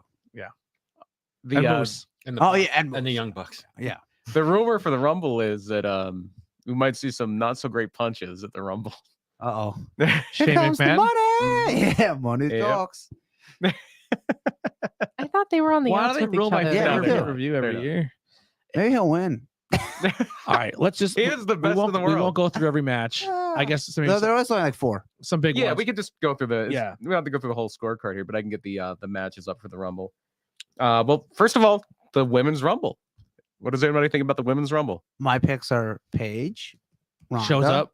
Asuka, Bailey, I think I think there's a good chance they all show up. Yep. Yeah. and Alexa probably not because she didn't turn into whatever she's gonna turn into at the end of these stupid segments. Maybe she still shows up and just gets tossed. Maybe she shows up as that character. I mean, they did it last year. I think there's But- still 9 spots. I'm gonna guess you're gonna see Raquel Gonzalez. Oh, You'll yeah, probably yeah. see Dakota Kai. at least a few of those Liv Morgan. toxic not she's- Liv she's Morgan. an Not Liv Morgan. Mandy Rose. Mandy Rose. Yeah, Yeah. Mandy Rose. And knowing how they'll be like, she's NXT champion, eliminated. How about Gigi the Dolan, the maybe. Iconics told him to go shove it? I know that's great. Mhm. See, we're good. Hey, we need you now, but only for one night. Well, you fired us, so Bye bye. yeah, I'm very proud of them. Yeah, me too. Anybody winners? I mean, if Ronda Ronda. if Ronda hits the If Ronda curtain, she thinks she's wins. winning, yeah. Yeah. She's not And I losing. think unless No, she she's gets not. eliminated by who she wrestles at the pay per view. You think Ronda comes in and takes the loss of the Rumble? Or, okay, Bailey would kick her ass. It's not even close. all right, hold on 1 second. Let's reset. In real life, In real life, Nobody in that. Bailey's dead. Yeah, no. Bailey's Well, dead in no. real life. It's You think profe- Ronda is It's gonna let professional Bailey? wrestling. Yeah, you think it's Ronda's gonna let Bailey kick I her think- ass? I Ronda will think- break her arm in 2 seconds flat. I think if Ronda comes out like 27 and then Bailey comes out 28, what if 29, Ronda 30 won? and she's the one who eliminates Ronda, that's a cool move because I think that puts Bailey in the And stratosphere. it sets up the She's already on it. WrestleMania match.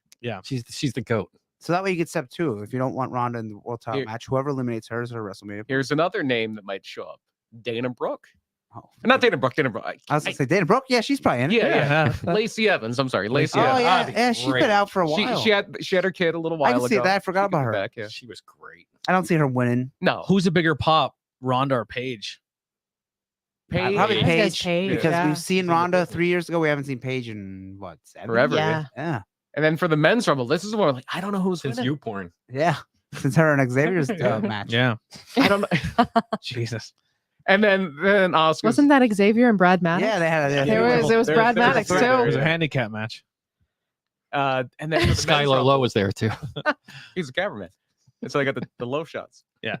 And I don't know who's winning the men's rumble. Like it's Big E. Like it seems like it's unless Roman gets in there. Roman loses the title to Seth, and then he's in the rumble. It's. I mean, wait. I I think your kept saying safe ones is loses Big Seth. E, Big E, Brock, if he's in it. Brock, Brock's Drew the champion. McIntyre. Yeah. That's your 3. Yeah, I can't shoo-ins. see anybody else winning. How about Shane McMahon. Yeah, there we go. Here comes the money. almost in it.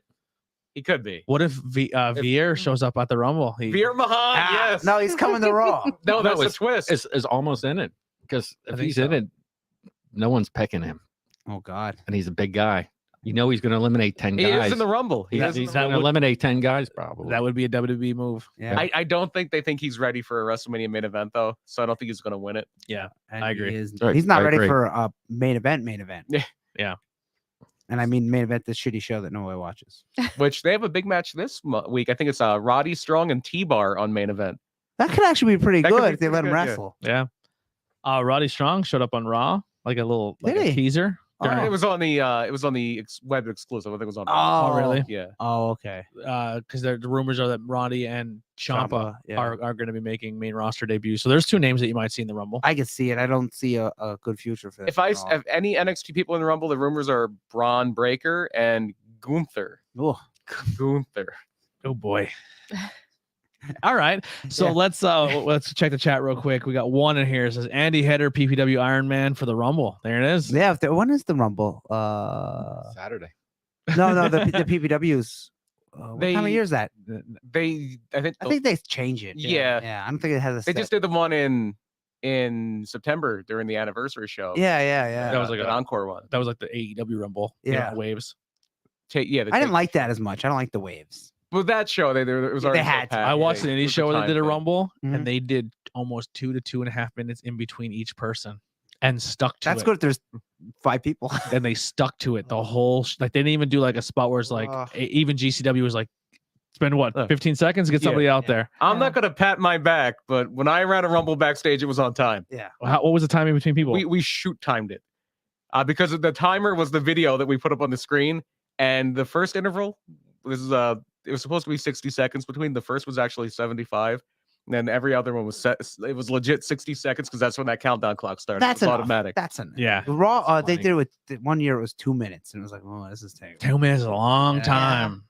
2 They minutes got is the- fine for a TV Rumble or for An indie show Rumble. 2 Oh, yeah, minutes it's too is long. too Yeah, much. No, indie no, but for the Rumble now, like 90 seconds. Even though they say 2 minutes is usually closer to 90 seconds. Yeah. Yeah, I've been watching a lot on IWTV, and it was a long Rumble. It took a long Imagine. time. So It was a good show. Just the Rumble took forever, especially if you're not familiar with the promotion and you're waiting 2 Yeah. minutes just for the next name. And then you don't know who it is. and then everyone pops, and you're like, I don't know who this is. apparently Johnny Knoxville is bringing cornermen to the Rumble. Also, Oh, he how- wins. he'll have Pontius, Steve-O, Bam. Bam Margera. No. Damn. I don't give 2 shits. Yeah. Yeah. All right. Well, let's get in. Does anyone have anything else? The 2 big title matches, Roman and Seth, Brock, and Does Roman lose? I say no. I say no I one say loses. it yeah. seems like Roman. Yes. might Yeah, he lose. wouldn't. Yeah. It seems like Roman might lose because the idea is Roman Brock for the. You think it'll be for the Universal title? I think it'll be the SmackDown title Yeah. match. Is Lashley going to be Brock? No. No, maybe they flip the titles somehow. I don't even watch the that's- product, it's- and I'll say no. it's I watched it very for possible. 5 minutes, and I saw a spelling bee this week, and I was like, "Oh man, no." It was a good spelling. A spelling bee that Really? a spelling bee that they Really? messed up. Yeah, because Otis messed up the word. Otis was supposed to get his word right and he got it wrong. Oh my god. Yeah, he Big O. botched So the spelling between bee. between Big that Otis. between that spelling bee and then Alexa's segment, I saw that and I was like, "Oh, I'll leave it Yeah. on," but I'm no longer interested. I Yes, totally Raw for missed me is very the much the background AJ noise. Styles Austin Theory Yeah, match, yeah, but everybody that said was- it was great. That I'm was like, right after I gave the up. bullshit, and I said, "See, sorry, AJ, I'm out. Yeah, I had see, I enough. did too. I mentally just checked out. And, I'd rather catch Pokemon at that point." and also Squirtle. there was also a decent match with Gable and Squirtle. Randy Orton. Who cares after the spelling bee thing? Yeah. In the chat, Brittany says, I'm picking Omos for the men's Rumble, and I'm Ugh. taking the huge gamble here, but Lita to win the women's. It might be possible Yeah. than her and Charlotte. I think they hurt the character of Roman, making him look weak, always needing to help to win. Well, that's classic heel. Yeah. They definitely messed up the spelling bee. Ryan Vox in the chat. Mm-hmm. Yeah. Wow. Otis just got his word wrong. Yeah. Dear I'll tell God, you what. after years of not watching the product, and I've tuned the into first thing to that. see? Yeah, it was like I'm oh. hoping that if she is in the Royal Rumble, this is where we get the segment where we just find out that Otis and Mandy Rose are still together and just super happy. They're just heels now. Yeah. And then what's the same with Cameron, where she comes out and Alicia Fox and Melina are in the ring, and she just doesn't know what to do, and then gets thrown out That'd Yeah. be great. because she's an idiot. Yeah, I don't know. I was really, really excited for Rumble, but if some of these new rumors are true, I'm probably gonna fucking be so disappointed. I think the Rumble is always entertaining, even if there's shitty people in it. There is a Rumble Because- that had me irate. Oh, and I fucking was like, this is the worst. You worry about the booking. the too much. 99. The worst. No, the worst Vince Rumble. won? And then by the time that was over, I was like, it was fucking genius. 4? More recent. When Lesnar went and eliminated almost half the Rumble by himself. It was a Yeah. good Rumble. Huh? It was a really good Rumble. I thought Yeah. that was pretty good. As the Rumble was going, I was like, this is how they're literally gonna he's gonna do this like the whole. And I was like, this is fucking. That's how you're supposed to feel. It's Yeah. supposed to make you mad I because he was a hated it. heel. I hated it. And then when Drew did, I'm like, oh, that just put Drew in another stratosphere. Yep. Then the pandemic hit. Yeah.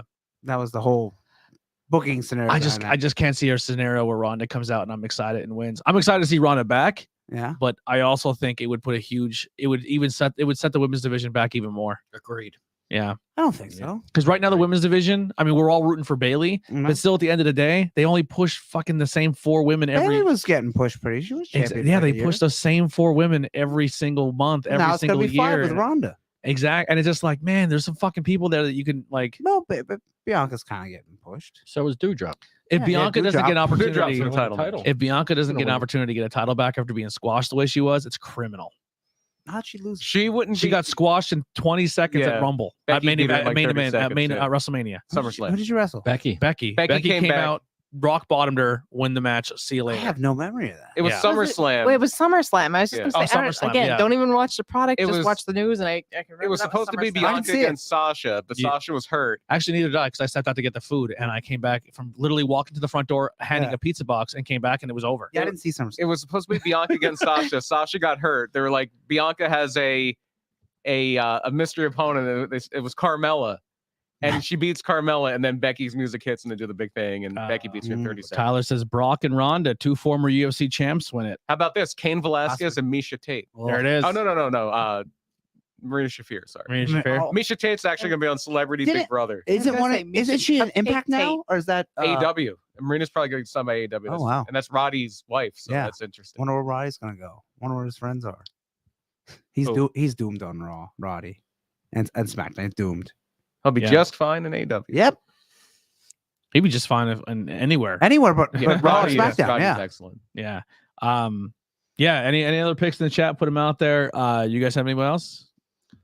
Any other shockers you have? I can't say because There's always again. that one random person. They're like, oh wow, they got them. Like Yeah, like- Carlito, Yeah.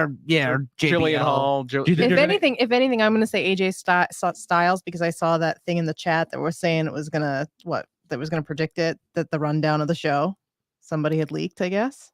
Or did I see that in the chat or I- somewhere I- else? I didn't I notice don't know. Might have been on Twitter or something then. So AJ Styles was supposed to be the winner. So I don't mind AJ. I'd be okay. winning. That's an out of left field one. AJ Yeah. and Seth at WrestleMania for the title, and then Brock and Roman in the other match. Maybe. I'd be fine with that. Yeah, Maybe. that looks pretty good. Like I that- then can't- it's not going to happen. I can't- I if it can't looks see pretty AJ good, winning. It's going to it's be the not year gonna of Seth happen. Rollins. He's You're- definitely winning the belt. Yeah. Him and Becky are going to be a super power couple. That's I'm my- so over Becky. I don't am like too, Becky but- anymore. But, What the hell with happened Seth to her? Rollins, I think that's She's money. not the man anymore because she can't be the man. She can be the man. Yeah, well, and- people want to cheer her, and then they say no, be a heel, and that was just, and now And her- people are so. She's having her post WrestleMania 17 Steve Austin moment. Yeah, when she was Steve Austin and she was not trying to get the cheers of the heels, she was just being the badass character. People where she was supposed to be the bad guy, it worked. And now that she's Stone Cold trying to force himself to be the generic heel, where he's like running away from people fucking hate that. Yeah. Like, and and plus, if the fans want to cheer somebody, you keep I mean, her look even has changed. I think Yeah. I'm not a fan of it. I'm just yeah, not me a too. fan. But like, as long as you keep the person they want to cheer bad where they can't cheer them, eventually they're gonna just be like, all right, then we just don't care. That's probably Seth Rollins' influence. Look at his attire. I think they're I both, love his they're attire. both around that. Oh They're my both God. competing just to see who can wear the most ridiculous stuff Yeah. at this point. I kind of want Seth to possibly team. I mean, I know Sammy just resigned, so maybe we can see. I'd rather this tag team where Sammy and Kevin goes for the tag team championships. I think Sammy's an outside chance to win the Rumble. No way. No. He's always due. I will He's bet due. everything I own that Yeah. he does not win the Royal Rumble. I would love to see Kevin Owens win the Rumble, That is more plausible yeah, than Sammy winning. Yeah, it. that's possible. but I want to see Kevin win tag team champion just to be a Grand Slam. Yeah, they won That's all tag he titles needs. everywhere just about then. That's all he needs. And I think him and Sammy as tag team champions would be fantastic. I couldn't tell you who does not have the Grand Slam thing. There's nothing I care about less than that whole Grand Slam. Yeah, I don't care crown thing. either. I mean, that'd be cool. I'd like to see him tag champs because they never won there. But Yeah. if not, Just to no say big because he deal. never won that, but he has also never won a Rumble, so I like to see that too. I used to care about that until everybody won every title, which is what happens now. Yeah. Well, Miz is he's the only 2-time Grand Slam. I don't give a shit. Who cares? maybe Miz will win the Royal Rumble. That's a guy who they literally made a two-time Grand Slam, probably by accident. And Because they don't give a shit either. They're yeah, like me. and then If they don't give a shit about their booking, I'm not going to either. That's where I am now. that's very true. I refuse to care more about their booking than they do. Yeah. That's what we've always found this trap in this podcast. Yeah. Is Yep. we overbook WWE like what Yeah. it would actually be cool, and then it never happens. Yeah, like Goldberg winning the Rumble. Yeah. That would be cool. Blasphemous. Can we say it's cool so it doesn't happen? Yeah, let's just say it's cool so it doesn't happen. All right, Goldberg's The not Final going to Four is the Rumble. Get out. Goldberg and Shane Shane McMahon, Veer. Hopefully, And Omos. Ron Box says rooting for Austin Theory, but I'm thinking Big E, probably Ronda for the women, but Liv would be fun. I think Liv would be a good time too. I can't see anyone winning. Maybe It was- Big E. Big E. It was Becky's call to turn heel. Sadly, she made a mistake. It's Yes. exactly what Steve Austin did too in Yep. in 2001. And now he says it was a dumb idea and he should never did it. Yep. And that's why I vote Becky. You never want to kill the goose that laid the golden egg. No, No. if you I wanna have do something that. that's like think of how big Becky was when she was busted open and bleeding, and like how she was like the number one. You're welcome, Nia Jax. Yeah, superstar. Maybe in the Nia world. Jax is going to come back. And I win. can see Nia. You really have to have the it factor to sustain that every single week. And it's Come a little tough. closer. It's- Well, she had it though. She And I didn't even, like I said, didn't watch the product even then. She became big and popular after I stopped because I still liked her when she was Steampunk Becky from NXT. That Okay. was years ago. Yeah, So sustaining that though it's really tough. Steve Austin's a rare breed, Mhm. but to sustain that, I mean, you have to have good booking too. I Mhm. mean, they have to book her the right way, and if they don't, it's going to collapse. It's like they can only book heels in the company unless they're Becky Lynch right now. Yeah, you cannot. They cannot book a babyface. to no, save it. I forgot how to. They're do not it. great at booking heels, but they're way better at that than booking. The only good babyface right now is Brock Lesnar, and he's doing. That's all him and Paul. Yeah, Like that's all him. Like just wisecracking with Corey Graves. All right.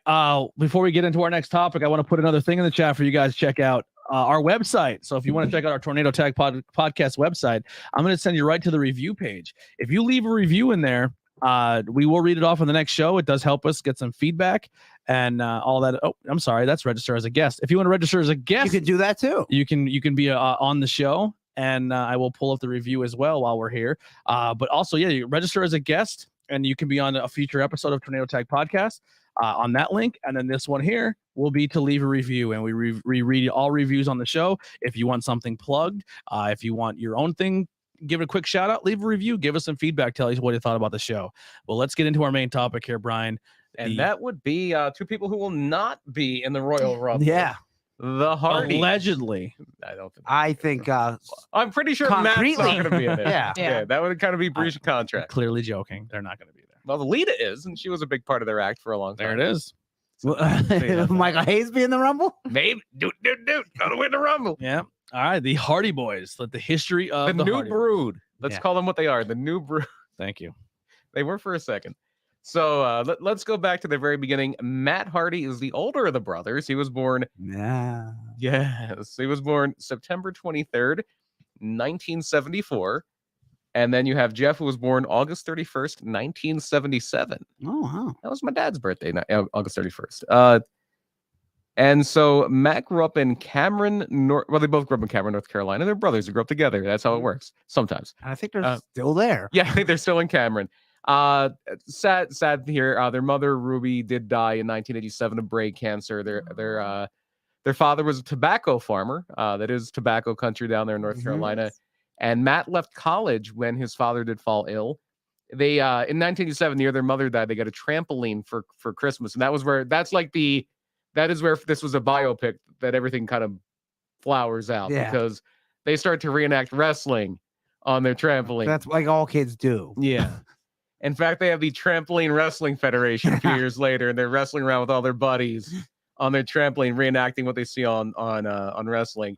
And then they kind of go from there into the business proper. And with that, they get into contact with a guy named Kenneth Morgan. And Kenneth Morgan is one of those less than reputable wrestling promoters from back then. He would just do like rinky-dink shows on carnivals. But from there, they graduate from that. And in the mid-90s, around 92, 93, they meet up with Gary Sabal, who, if you're an old school NWA fan, you'll know him as the Italian Stallion. He was a lower card guy for Jim Crockett Promotions. He would do TV jobs. I think I saw him once at the Civic Center back in the late 80s. And they always would say I was like the world spaghetti eating champion. Jim Cornette would always make sure to mention that when he would do, because at this point, as Gary Sabol, not as the Italian Stallion, he would do TV jobs for WWE or WWF at the time. And Jim Cornette was doing a lot of commentary on like 94, and he would always point that out. But Gary Sabol, the Italian Stallion, he ran a thing called the Pro Wrestling Federation. Very original. Yeah. The PWF, the Pro Wrestling Federation. Their big show. Their big show of the year was called Wrestling Mania. Genius.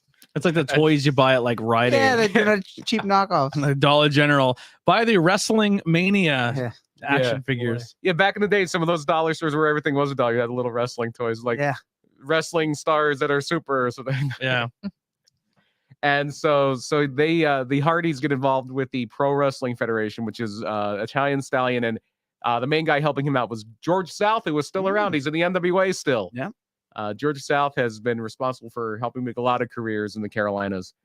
And so that's where they got their initial formal training. And they were self-taught. They I don't think they ever went to wrestling school. No, I don't think they're proper. They did their it was the early days of backyard wrestling. Like most people think backyard, like they think the hardcore stuff, but this is just kids jumping around on trampolines, doing wrestling moves, and they go to like these county fair wrestling shows, and then they're doing little indies. And before you know it, really before you know it, they're in the WWF. They're in the WWF in 1994 because when WWF would run anywhere near North Carolina or even really down south, they would call Italian Stallion to bring in the enhancement talent. That's what they would used to do. They would just have their guy locally that they would call and just bring a bunch of guys. And that's how they used to really get a lot of enhancement guys back in the day. The big guy for Jim Crockett Promotions was Mike Jackson. Yep. And he would bring in the Mulkeys. He would bring in Tommy Angel. He would bring in all the guys. He would do it himself. He still wrestles. He's like 65. He's still really good. Or at least pre-pandemic, he was still wrestling. But for WWF, when they would run the South at this point, it was Italian Stallion. And so in 1994, Matt is 19, Jeff is 16, and they start working as enhancement talent. And we're just talking about 16-year-old not wrestling in New York. Jeff Hardy, we put the link on our Facebook page today. He's called Keith Davis, not Keith David, Keith Davis. And he is, there's a video we put up on the Facebook page today of him, 16 years old, wrestling Razor Ramon on Monday Night Raw. He wasn't a small 16-year-old kid either. No, he wasn't. I mean, they were tall. Yeah. Like not when you're next. If you would have said this Hogan. kid's 16, I would have never believed you. Yeah. I mean, you'd be like, oh, he's young, but not. You'd be like, 20. Yeah. You know? Mm-hmm. Yep. That's probably how he got away with it. Yeah. He was 16 years old at the time. Did he work that match first, or was he a doorman first?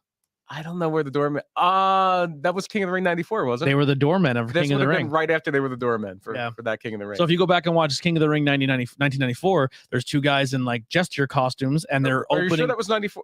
Or was that 95? It might have one of them, and there's two black-haired kid and a blonde-haired kid, and they're opening the doors for the entrance ramp because for the pay-per-view, and it's the Hardy Boys. That would be fun because I was at King of the Ring 95, but I didn't see the doormen because I was it was at the old Spectrum, and where I was sitting, it was in the seats behind the door, so we were like, wouldn't be able to see it at all. Like if it was wrestling now, they wouldn't have these seats open because it would have been behind the Titantron. Yeah, but it was fun because 95.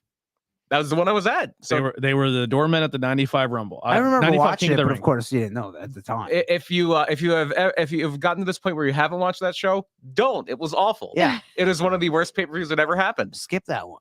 One of the more fun. If you want to see Savio Vega wrestle 4 times, by all means, watch the show.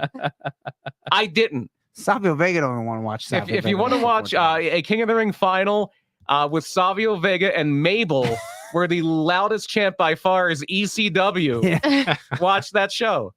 There it is. If you want to see Bret Hart in a rare bad match, watch that show. Did he wrestle? It was an okay match. It was Jerry Lawler. Oh. Bret and Jerry Lawler never really clicked together in the ring. The feuds were good, like the stuff outside the ring. They didn't really click in the ring. The best match on that show is probably the Roadie against Bob Holly. Oh, there it is. Yeah. Oh boy. Roadie's a goat. And because I wasn't as plugged into things. Like I knew what was going on. I was like, this was 95. I was 12 at the time, about to turn 12. And I'm looking at King of Ring brackets. Like, okay, we're gonna get second round. Shawn Michaels and The Undertaker. Yeah, come on, Shawn Michaels and The Undertaker. Second round. It's gonna be great. And then Shawn Michaels and Kama go to a draw, so they're both eliminated from the tournament.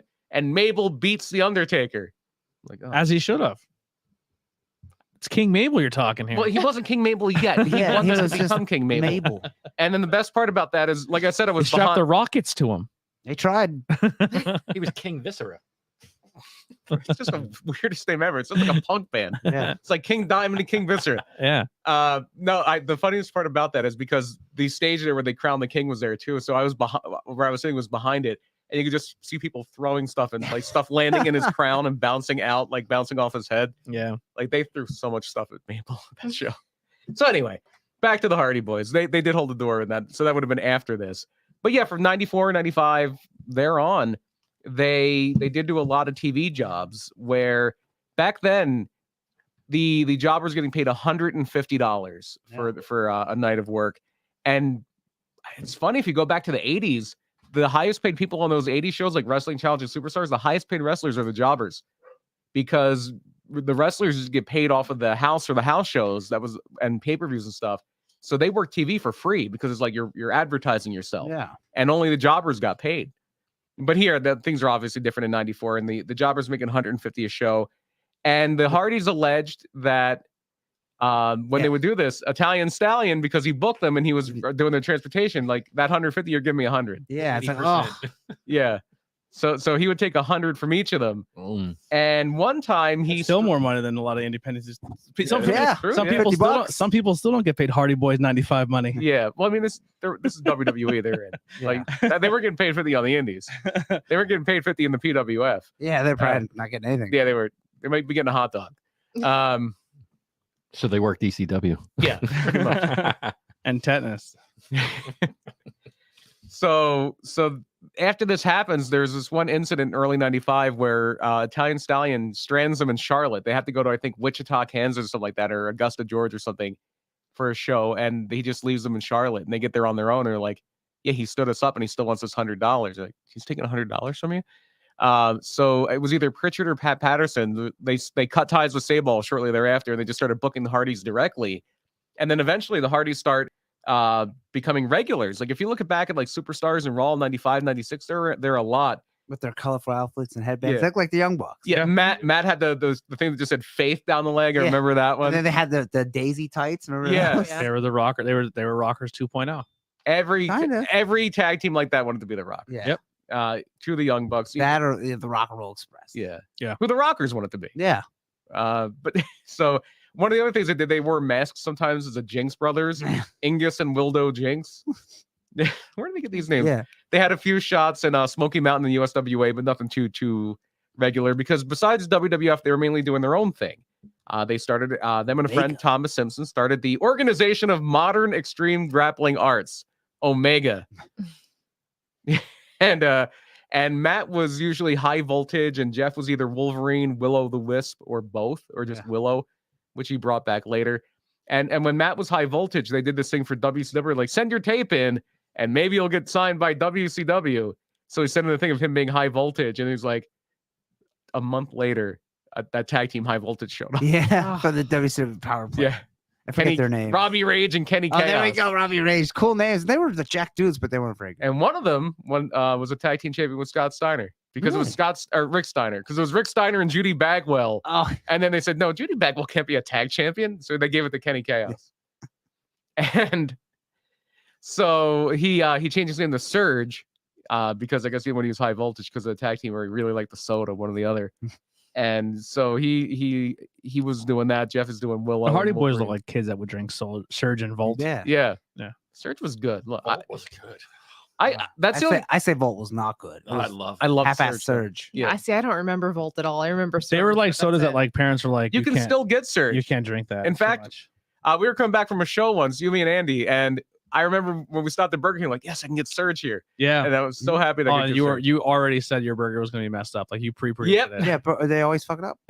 You're like, good. they're gonna fuck up my Yeah. burger. And they got in the car, like, I'm not eating this. And it's like, yo, you don't want that? Well, we're just gonna give it to you. That's everything he said in the car too. I'm like, why do you? You predicted it then. Yeah, I was like, why do you order This goes something? back to what we were talking about on Tuesday. He literally said they're gonna mess. I'm like, why don't you like every time I order this, you mess it up. Please don't do it, or order something different. Like you're just lazy. I do. he's- I ordered a chicken sandwich one time, and I said no mayo, and put salad dressing on it. That doesn't even make sense.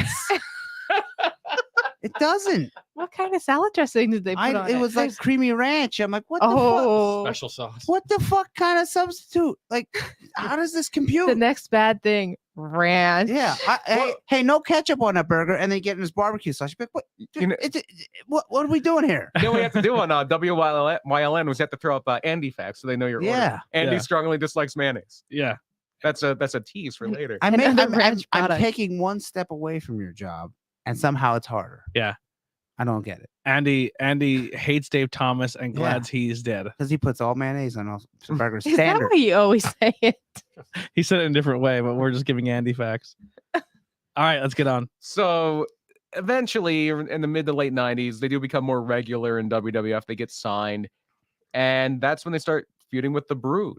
And at this point, this is what everybody knows the Hardy Boys. We kind of went through the early days, but everybody knows the Hardy Boys. Dude, I from this fucking point on. love the Brood. And Yeah, I did too. and they feuded with the Brood, and then they were the New Brood when Edge and Christian broke off from Gangrel.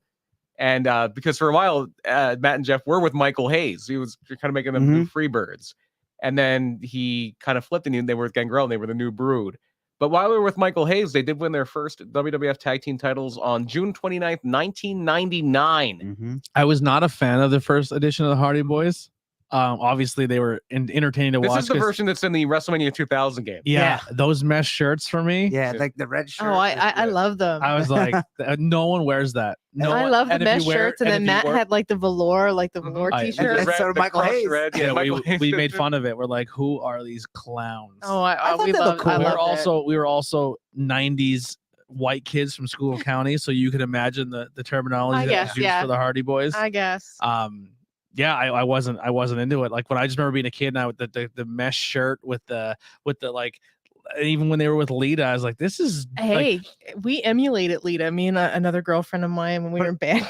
I looked at them. I'm like, I was like they're We trying had to the do crop like top, the cargo With your pants, underwear and- sticking out Yes, we did. above your And- jeans. Yes, Yeah. we So- did. And I this just is- remember being a kid and being like, the actual skaters don't dress like that. Real emo kids don't dress like that. And the kids at the goth kids at the mall who wear those, like they were trying to mash up like 14 styles in one character. 90s extreme. And I hated Yeah. it. I hated it. Oh, I loved But- it. But this is the thing, like this is something that you can key into with the appeal of this team and especially Jeff, Matt too, but especially Jeff. Oh, Jeff is- caught your attention. is that they spoke to people that most other wrestlers didn't speak to. Mm-hmm. So the people that it's like I always say this about Orange Cassidy, the people that like the Hardys really like the Mhm. Hardys. Like they might not be the most popular wrestlers, but there's going to be a higher than normal percentage of people where that's their favorite wrestler. Yeah. That was most. If you were a girl into wrestling in my school, The you were Hardys, you were a Hardy Boys and Lita fan. That's true. I was, but I also liked the Brood. I liked Edge and Christian too. So And then after they do lose the tag titles, I was to an edgy kid who was like, you couldn't get me away from the Dudley Boys at this time, and like the badass characters like Stone I Cold, think- The Rock. I think with the Dudleys, Hardys, Edge and Christian, everybody kind of had their team they liked. I was an Edge and Christian guy. Yeah. I loved Edge and Christian. Me too. I love that team so much. Just when it was when the Hardys were like wrestling somebody and they're on commentary like, Edge Christian, what are you doing here? Like, well, we're gonna do what they call in the business a run-in, and they're just talking that whole match about how they're gonna run in and beat up the Hardys later, and then they did it. It was They great. were amazing. The 5-second. The 5-second Yeah. pose Yeah. was amazing. Awesome. I was I loved Edge and Christian. yeah, they were fantastic. And so their big match, they had this big feud. And if you remember, the first thing that they feuded over, because the Hardys, they had Michael Hayes and they were the tag team champions, and they lost the titles to the Acolytes. Yeah. And a handicap match with Michael Hayes was the Hardys and Michael Hayes against the Acolytes, and Michael Hayes took the pin. So like, you're out. You cost us the titles. And then them and Edge and Christian inexplicably start really, really, really wanting to be managed by Terry Runnels, of all people. And then because Vince Russo is booking at this time, we had the Terry Invitational Tournament. get it? The Terry Invitational Yeah. Tournament. The tit. Yeah. That's hilarious. I bet Vince loved that. Vince Yeah. Russo is I'm a also genius. Vince Russo is also the guy who, when he shortly after this goes to WCW and 90s wrestling, baby. Lance Storm wins the hardcore title, and they change it to the Saskatchewan Hardcore Invitational title. How Yeah. isn't the Terry Runnels Invitational like tournament T-shirt not a thing? Like just a giant You think they TI? probably would have tried to Oh do it? my god, I'd wear it Wonder why they tomorrow. didn't. And just her with her boobies hanging out. And so the big thing, this is actually really memorable though, this tournament, not because of Terry Runnels, but because of the match. It wasn't even a tournament. It was only 2 teams. It was a best of 5 series. And match 5, the deciding match is at No Mercy 1999. And it's a ladder match. No Mercy. It is the No Mercy that inspired that game too, I think. Yep. Game's awesome. And best wrestling game ever. I agree. Still. And the Hardys win the match. They win the managerial services of Terry Runnels.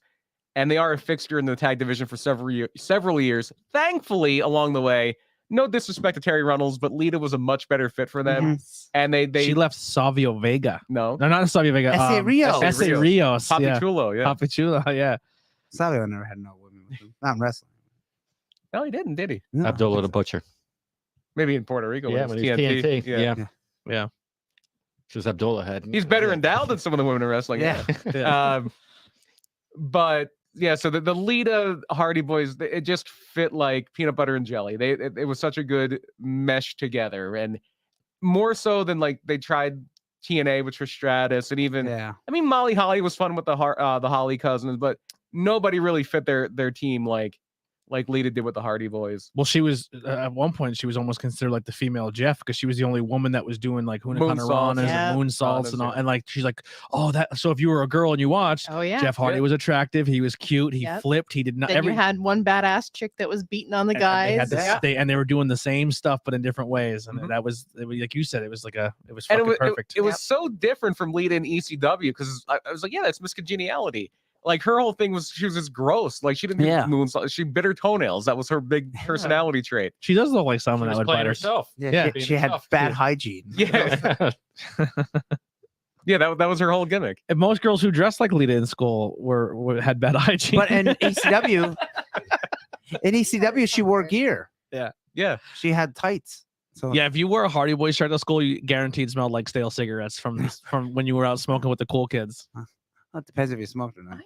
I'm not saying you. I'm saying most. Yeah. Okay. You- yeah. The pants were leave called me out. kickwear, by the way. I remember the name. They were like fake Janko jeans, or No, they, they were were- like No, more they were cargo like Janko cargos, jeans. Yeah. yeah. Yeah. They were cargos. Oversized cargo pants. Yep. With chain wallets, like 150 of them. I don't. Well, yeah, No. they probably put that. They didn't come with. Yeah. You have to add I it didn't- I yourself. That was an have accessory that. you put, and then you wore the instead of the T-shirt. I wonder if they're still in sleeve. business. I'm gonna look them up. Probably not. So in the early 2000s, a lot of these teams, maybe not the Dudley Boys, but Edge and Christian and Hardy, was like, yeah, these guys are so good. We got to start to see if they can have singles potential. And Jeff upsets Triple H at SmackDown in Philadelphia for the Intercontinental title. And I remember this was early 2001 because it was when Austin, there was a 2-man power trip. It was right before Triple H got hurt. Austin was the WWF champion, and then Triple H had the Intercontinental title. And they were like the heels running roughshod over everything. And Jeff Hardy upsets Triple H. Then they taped SmackDown on Tuesdays back then, and they aired on Thursdays. Thursdays, I think, still. And this is one of the times they spoiled SmackDown. Like if something really big happened, they'd be like, by the way, Jeff Hardy wins the Intercontinental title at SmackDown. Tune in on Tuesday or Thursday. I think they did the same thing when Vince later that year beat Triple H or the year before beat Triple H for the WWF title. But he loses it that Monday on Raw. So in reality, a 6-day title reign, on TV, a 4-day title reign, and then Triple H gives it right back because this is Triple H and it's early 2000s, so he's not losing much. And then Matt had the European title for a little bit longer. He beat Eddie Guerrero for it, lost it to Chavo Guerrero, or no, lost it to the Hurricane. I loved the European title. The European. I always liked You're it. the only one. I liked it. The only time I liked it is when D'Lo Brown had it, and he was the champion of Europe, and he was from a different place in Europe every month. Sean was European champ for me, so that always helps out. Yeah, D'Lo was funny you with know the title. You know the Yeah, story true about why Shawn Michaels. Go ahead, ruin my childhood more, bro. You know why Shawn Michaels won the European title, right? Go ahead, tell me. The British Bulldog was the European champion. Doesn't deserve it. Well, that's what Sean said. He was the European champion. They're doing a UK only pay-per-view. So it's in the UK, and it's it's the first ever UK only pay-per-view. The British Bulldog is obviously the biggest star in the world in the UK. His dying sister is in the crowd, and he dedicates the match to his dying sister. And right before the match, Sean's like, I think I should win this one, and he did. It's a good move. It's good for business. in And then- England. in England. And then a few months later, he's like, I don't want that title anymore. So he did the thing where he laid down for Triple H, and Triple H won it. And Honorable. you can get a pair of Honorable. kickwear pants for $48.99 that look exactly like the Hardy one. There you go. They're still in business. Whoa, the worst of all time. Still in business. I didn't have those. I had the knockoffs from Walmart. I never had any. I wanted some, but I never had them. I also wanted Jericho's shirt when he first came there. Do you remember that shiny? Oh, the shiny one. I Yeah. wanted that. To be fair, He was to Shawn another Michaels, cutie that when he came in, it was like, oh, okay. To be fair to Shawn Michaels, that's probably one of the rare European tours around the time where he didn't shit in anybody's food. So at least he Yeah. can do that. He didn't do that. Yeah. Give him some slack. But Mark Henry and Sonny weren't on I've that never tour, heard so, that, yeah. and I don't know if I want to. Owen Hart was another champion, European champion I was a fan of. He was good. I always thought that in the maybe 10 years ago when Cesaro was the US champion, he should have thrown the belt away and brought back the European title. Yep. I forgot Kurt Angle was a European champion. He was the Jericho Euro one. Kurt Eddie Guerrero. Angle was the very first European and Intercontinental champion except for D'Lo Brown, and he doesn't count. Yeah, That's D'Lo exactly Brown what doesn't Kurt Angle count. said. Yeah. Diamond Dallas Page was a European champion. This isn't about the European title. Holy shit! I'm just sorry. I'm curious now. He's who now held down it. the European title rabbit hole. You know who the Mideon. last European champion was? X-Pac. No. Rob Van Dam. I was going to say Rob Wow. Van Dam, yeah. Yeah. Yeah, it was when they were absorbing all the titles together, and it wound up just all getting folded in the. Also, Jeff Hardy held it. So I don't. Is there a statistic that like two brothers held the same singles title? Because Matt was never world champion, right? That's happened. Brett and Owen were both the Intercontinental champion. Yeah. Oh yeah, that's a good call. Never mind. I'm an There idiot. probably been a lot of those. Sorry. But yeah, so the singles thing didn't last too long. This is the heart of the invasion angle. So the Hardys wind up being the WWF Tag Team champions, and the Dudleys wind up being the WCW Tag Team champions.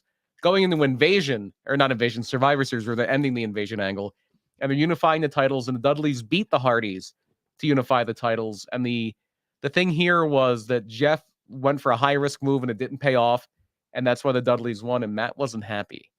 So that causes a heel turn right after Survivor Series. They do a match at Vengeance that year, and Jeff beats Matt with Lita as the referee. And then the next night, Matt beat Jeff and Lita in a handicap match.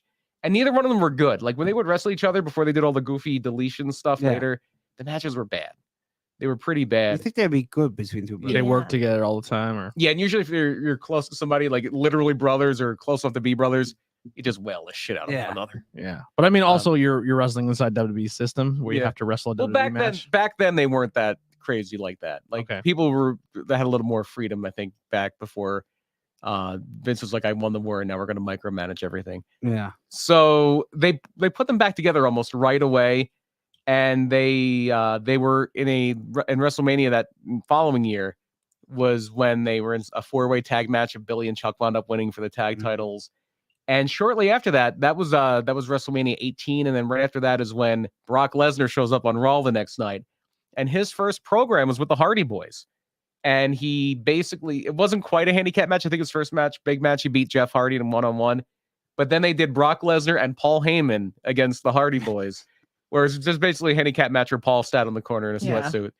And so Brock wins that match. And shortly after they didn't get split up in the original brand split. They were both on Raw. But then they did a thing where they opened it up because they realized there were way too many good people on SmackDown and not enough good people on Raw. So Happens a lot. Yeah, so really quick, Jericho goes over to SmackDown, Christian, Regal, Lance Storm, all these people go over to SmackDown or Raw. Brock winds up going over to SmackDown. But when this happens, Matt Hardy goes to SmackDown. And this is when we get the first real full-fledged Matt Hardy heel run is Matt Hardy version 1.0. Yeah, with the Matt facts. Which is what we were bringing up earlier.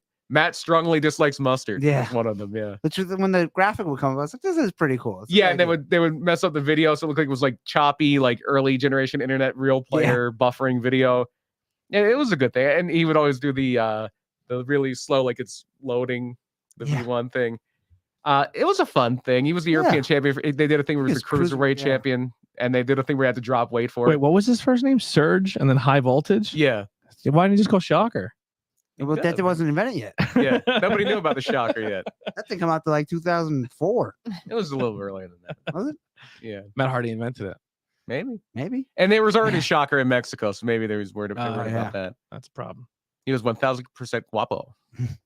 And Jeff, Matt at this point did better as a single than Jeff did because that version 1 character was fun. And he had Shannon Moore as his lackey, his Mattitude follower, his MFer. Yeah, They love those. all the MFers out there. And then for a little bit, Crash Holly was Shannon Moore's lackey, and he was the moron. And So Jeff, he had that one big match, that ladder match with the Undertaker. He's like, I'm Yeah. gonna make you famous, and that's where that whole line came from. About DDP was making you Yeah. famous, but Jeff Hardy had that really good ladder match for the title when Undertaker was a champion, was doing the big evil thing. But after that, he didn't really do a whole lot, and he had an ill-fated heel turn of his own for like a month, and he had his own personal issues. A recurring theme through Jeff Hardy's career is sometimes he was his own worst enemy with drug abuse and things like that. Did they ever Alcohol dive abuse. into like? I from everything I was always told it was alcohol and pills. Was it heavier than that? I think it was mainly that. Yeah. There might have been some. other Might have been things, maybe, too. but yeah, it's usually just that. Yeah. I think there were steroids involved, wasn't He The didn't rest- fail wellness tests, so I don't think he failed wellness tests or pills back then. He definitely did for alcohol, or that whole roster Yeah. would have.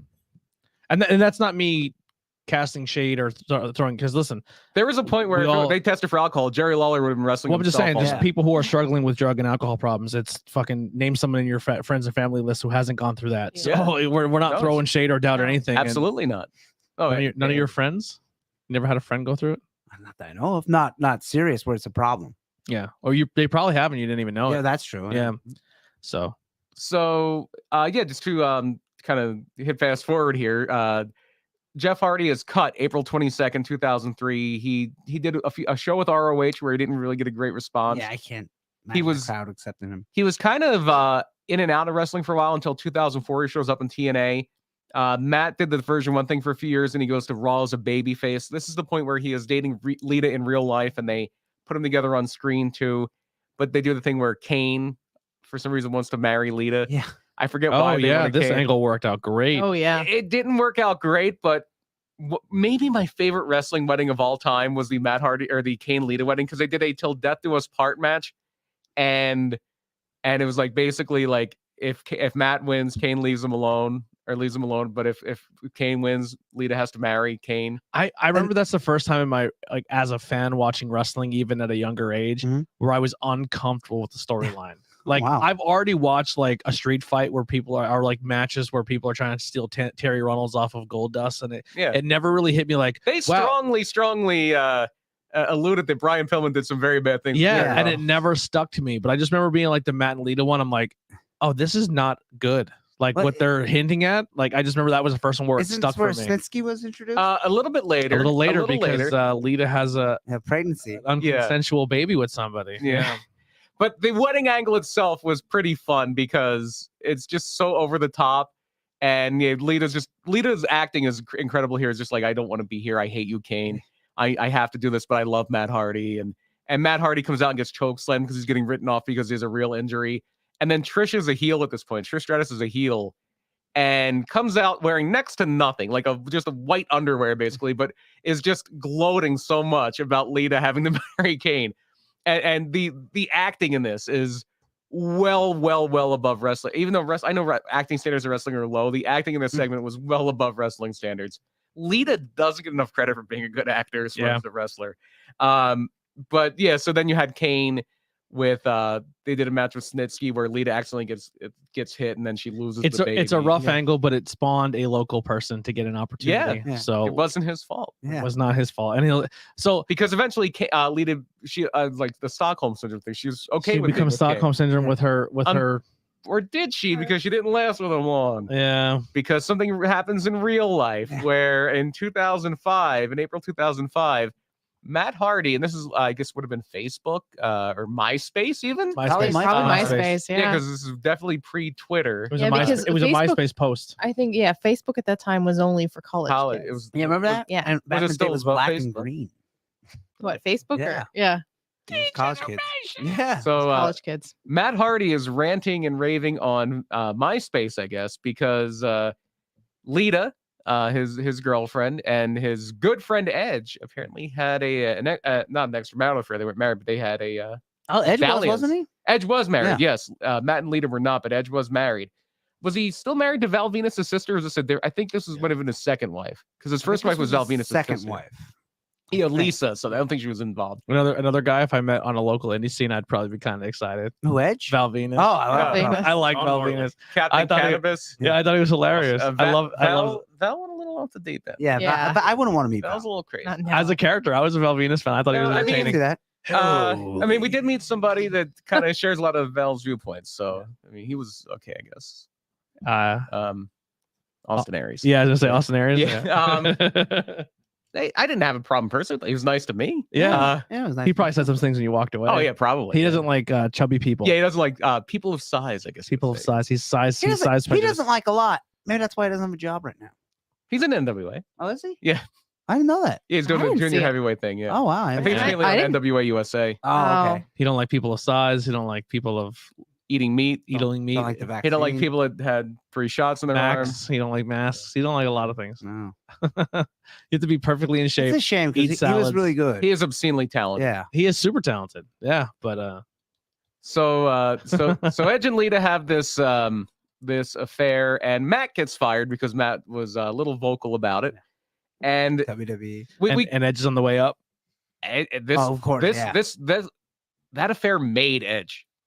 Edge was kind of he had a good He spot. was He had the probably money in the bank. teetering at that time, but then that kind of He was doing well, but this made Edge. I And- was out of wrestling at this point. Really? Yeah. yeah, wow. he was This is what 2004. 2005. Okay. This is right around the time we were talking about ECW One Night Stand last week. This is around. I that time. remember Mhm. tuning out of wrestling, tuning back in, and Edge was already retired, and people talking about him like he was the greatest thing ever because he had such a strong singles run. And I was like, the guy from Edge and Christian had a crazy good singles run. They're like, Yeah. yeah. And I was like, what? he was starting to come on to his Yeah. own as a heel, and then when Lita turned on Kane and went with Edge, it just shot off to the moon. Especially because everybody hated Edge. Anytime we wrestled, would be like Matt Hardy chants. Everybody hated Lita.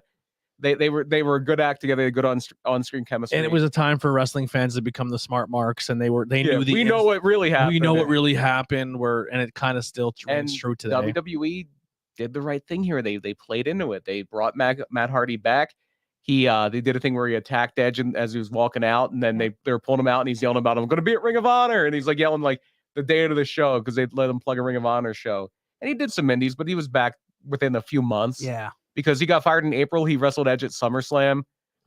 Then they didn't handle it right because Yeah. Edge just Then they beat him pretty easily. They fumbled the feud. Then. Yeah, they did have Matt win a cage match against Edge at Maybe Edge Beat Ed. at Unforgiven. Mhm. But then he kind of gets shunted down the card, and Jeff is starting to go in and out in TNA. He was doing there's a lot of issues with no shows. He was very unreliable.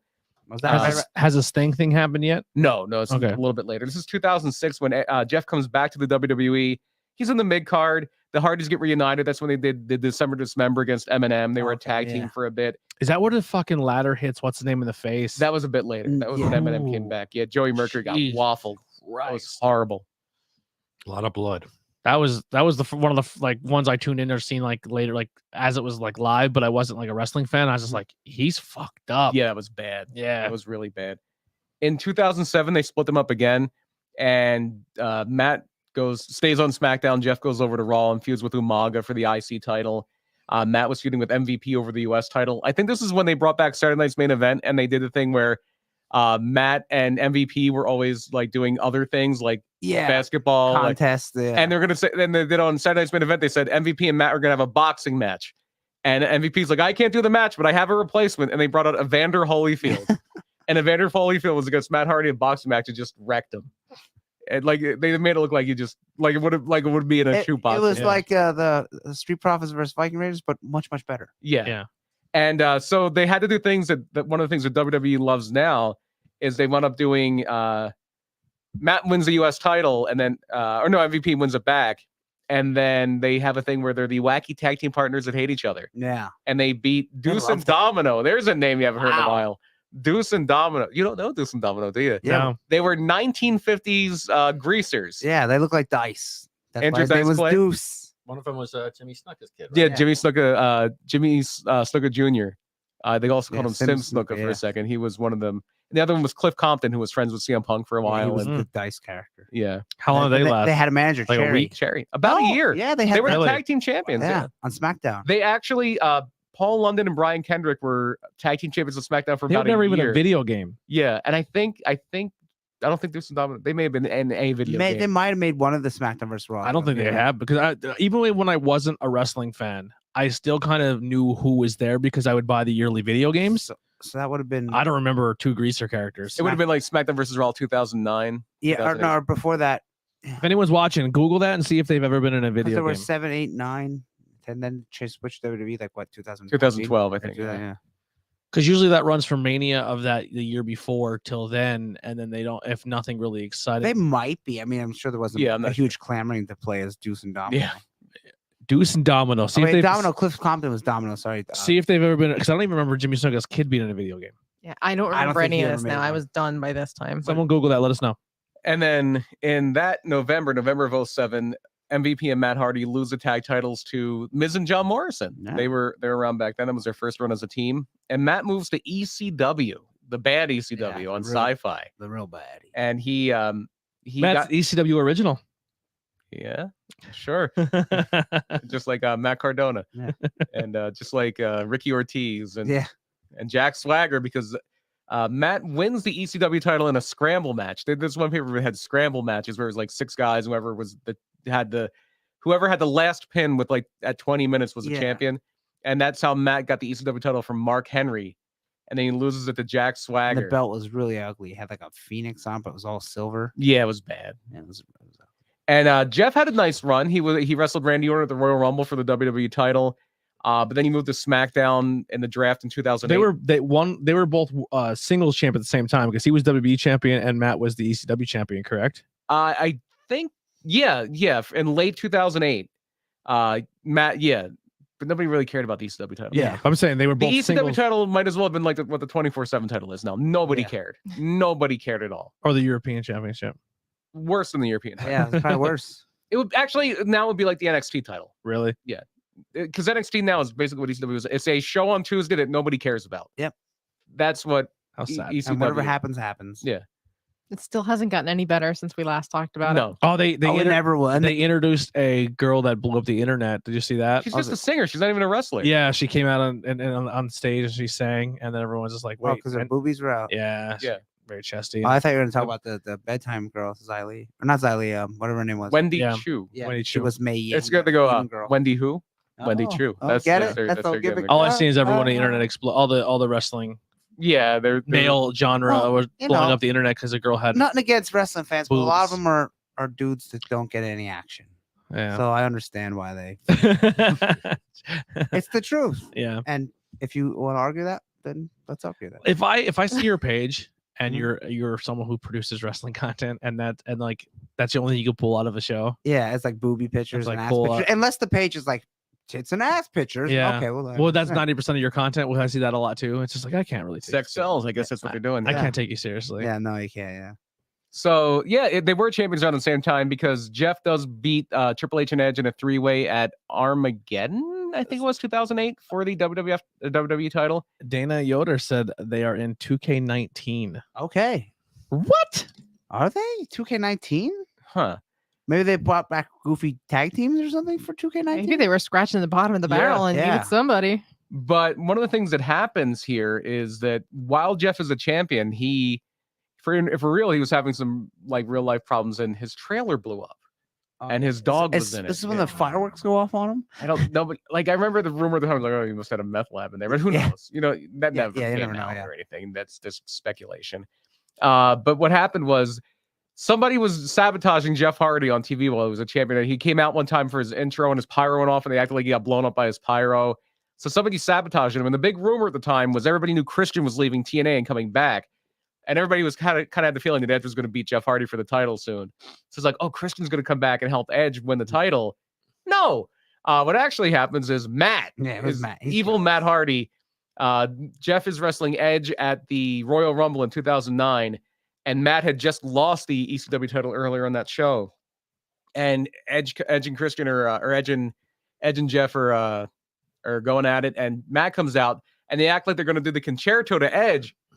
But Matt hits Jeff and Edge wins the title. And Christian goes to ECW where he was there for because he was being punished for leaving. Yeah. But he was the ECW champion for a bit.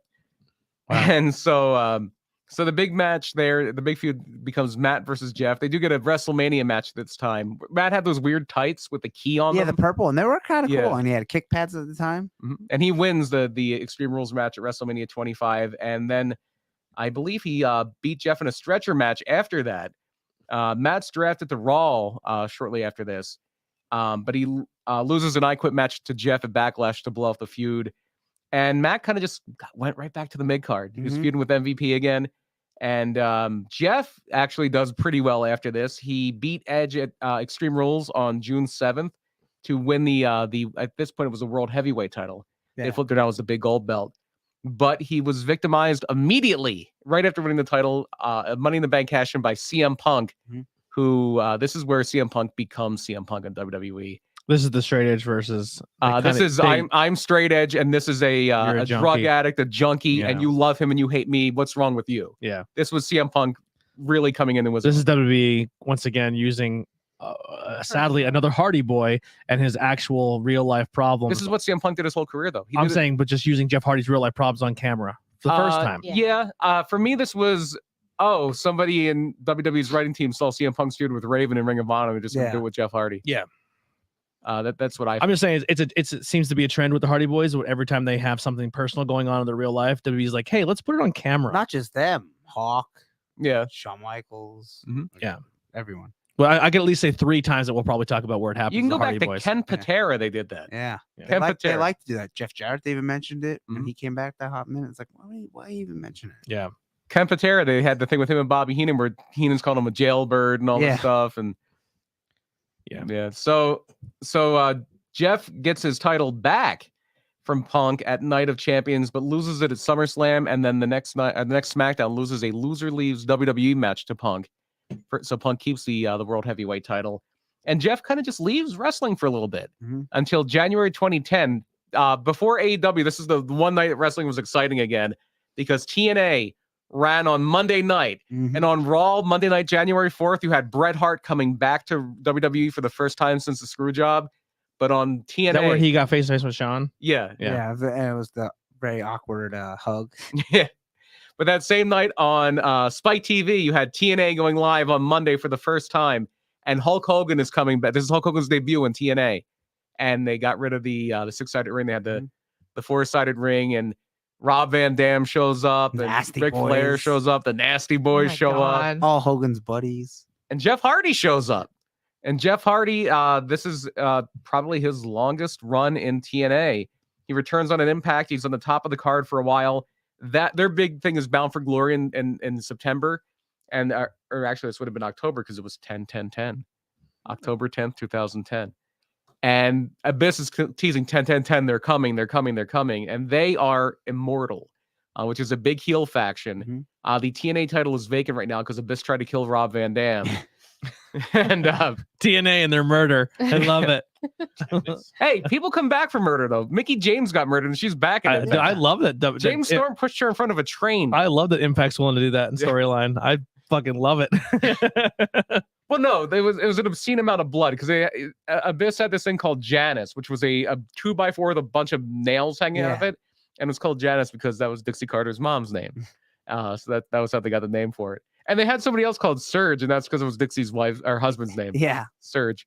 Was that because Matt Hardy used it one time? No, Serge. Yeah. And then Shelly Martinez was Salinas because that's Surge's real last name. Ain't that something? Yeah. And so, Rob Van Dam just got massacred by this. So you just see him like, there's like 8 gallons of blood, and Rob Van Dam was like, Rob's dead. Rob's not coming back from that. But he did. So in this match here, it was Jeff Hardy. I think there might have been somebody else, and Kurt Angle for the title.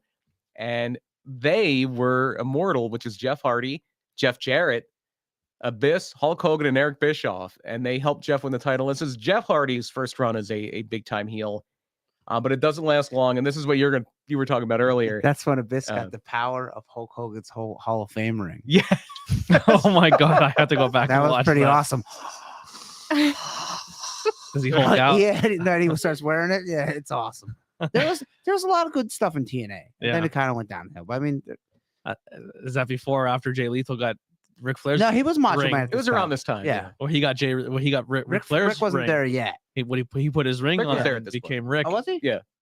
Yeah, one of the things with Abyss with that was Ric Flair fell into a hole in the ring. That was one of the big payoffs on that. Yeah, so we're getting into the Sting and Jeff. Yeah, so that is Victory Road, 2011, January 14th. Matt is actually in TNA at this point because Matt gets cut by WWE in late 2010. And in January 2011, his non-compete is up, and he joins Immortal too, as one of the other guys. And he loses to AJ Styles on this show. But the main event is Jeff Hardy against Sting for the TNA World Title. He has that weird one that looked like Willow, the custom world title. Yeah, the purple one's kind of ugly. And Jeff showed up in no condition to perform. Who knows what he was on? I'm gonna guess booze and pills. And if you've ever seen the match, he's clearly in no condition to wrestle. Keeps trying to throw a shirt at the crowd. Yeah, so they're doing the ring introductions, and it's obvious something's up. And Eric Bischoff comes out, and he talks to Jeff, and he talks to Sting. He's giving everybody instructions. And Which, by the way, going back and listening to this on Bischoff's podcast, he's a fucking genius, Bischoff. Like Eric Bischoff is not a genius, but go ahead. But in the way he handled that situation, it was done very. He handled himself well here. Because no one knew Bischoff was coming out. He's like, they're like, well, you let him out because I guess he said he was busy, didn't see Sting at Gorilla. Then when he went out like in his condition. He's like, we can't have him do anything. Yeah. So then Bischoff's like, hit my music, and literally walked up to like the referee and then walked up to Sting, and he was just like, put the mic down. He goes, pin him as quick as possible. Yeah. Yep. Like, and it was just like the way it was set up, and he cut that, like he just got a promo on the spot, it was done very well. Oh, Eric Bischoff's a great performer. Yeah. I'm not the biggest fan of him as running a wrestling company. Yeah. But yeah, so Sting cinches up on a small package, and then he hits him with the finisher. He hits him with the Scorpion Death Drop, and then just puts him in the pin, and he just cinches up on it, so he can't kick out. And so Jeff takes some time off after to kind of clean up and everything. And Matt has his own problems in 2011. This is a real low point for the Hardys. Yeah, that's why he gets fat, and then they make that video, and he's like, "You gotta stop eating fries because no one likes a fat Hardy." Oh, really? Yeah. And even worse, he got arrested for a DWI that July, and before that, he got suspended by Impact in TNA for no shows and it was being late a lot. And then he has a DUI, and he's fired from TNA at that point. And then. And I didn't remember this until I was putting all this together. He put out this YouTube video where it was like Matt Hardy and like the day he was born, and then like the certain date. And it was like people were like, was Matt saying he's going to kill himself? Yeah. Mm. And there was this weird thing because he was dating Rebby at this point. I don't think they were married yet, but they did a video where like he let Jeff tase Rebby. Like they were playing with a taser. Shit. They were doing a lot of weird stuff at this point. And so like everybody, and then it was just like, this is a new Matt Hardy. He's like, I'm reborn. Stronger than death. Yeah. So, and people were like, dude, don't do that. Don't act like you're going to kill yourself. Like everybody hated Matt Hardy at this point. Yeah. And so Jeff comes back to TNA in late 2011.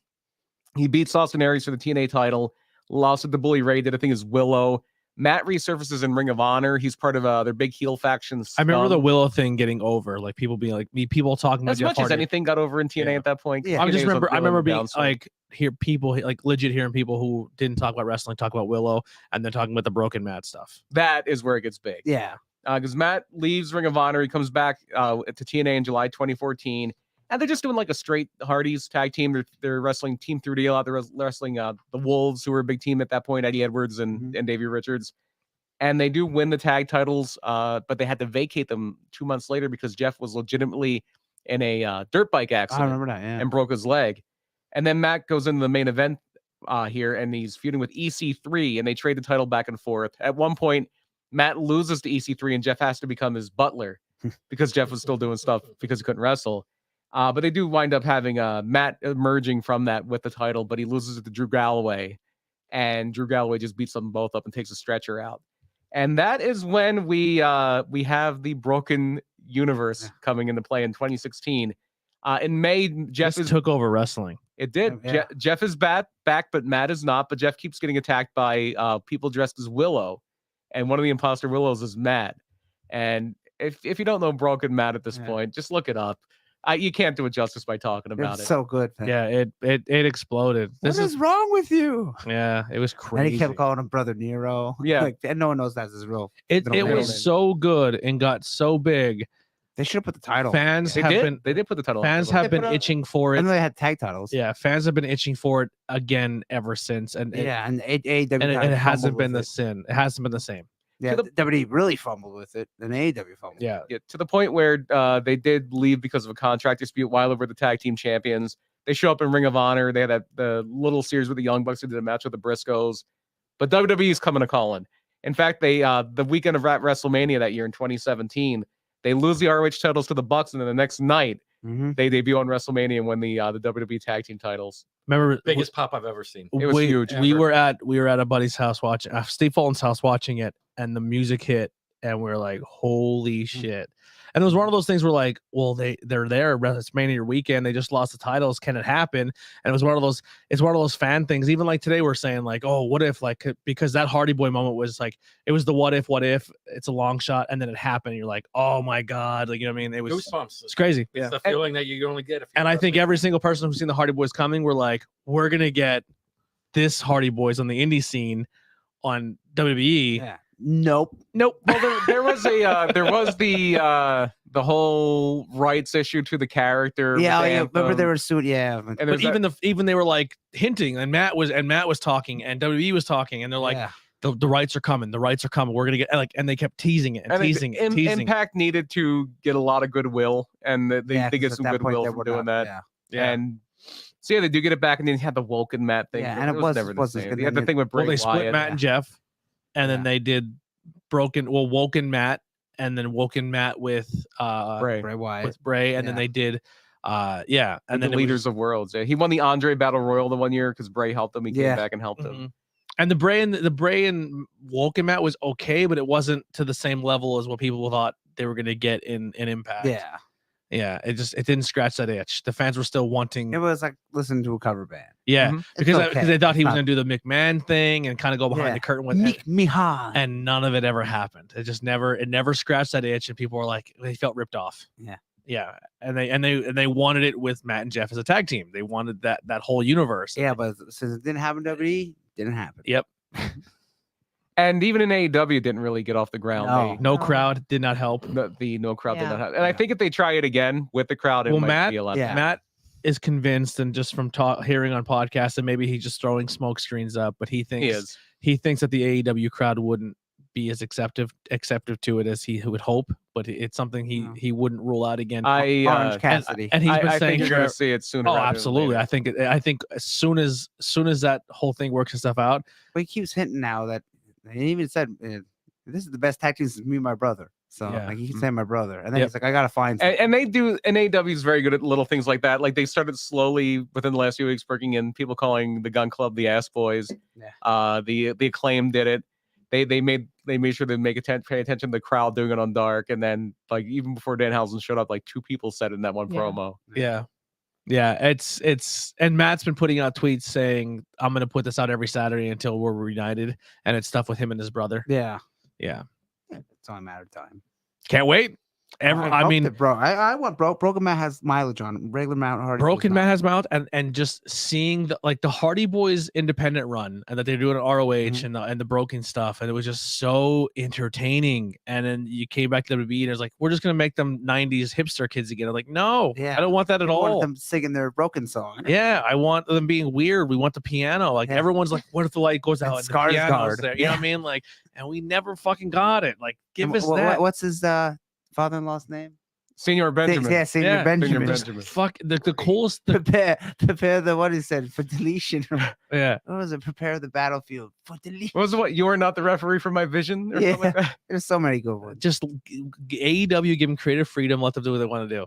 Yeah, Just let them go. Instead of 2 shooting fireworks at each other. Like, They don't need that's what we wanna titles. see. They don't No. need titles. No. Just skits. I always thought the son was the star. What was his name? Max. Max. Maximum. Max. Maxwell. Maxwell. Yeah. Yeah, King Prince Max. Well, now there's more kids. Yeah, They're gonna there's- have Yeah. all the kids. Yeah. So I mean, it's- Matt Hardy and the Seven Dwarves. Yeah, yeah. So it's just, I don't know, man. I'm pumped. I can't wait for it to happen. I want to see the Hardy Boys back, especially in that tag division.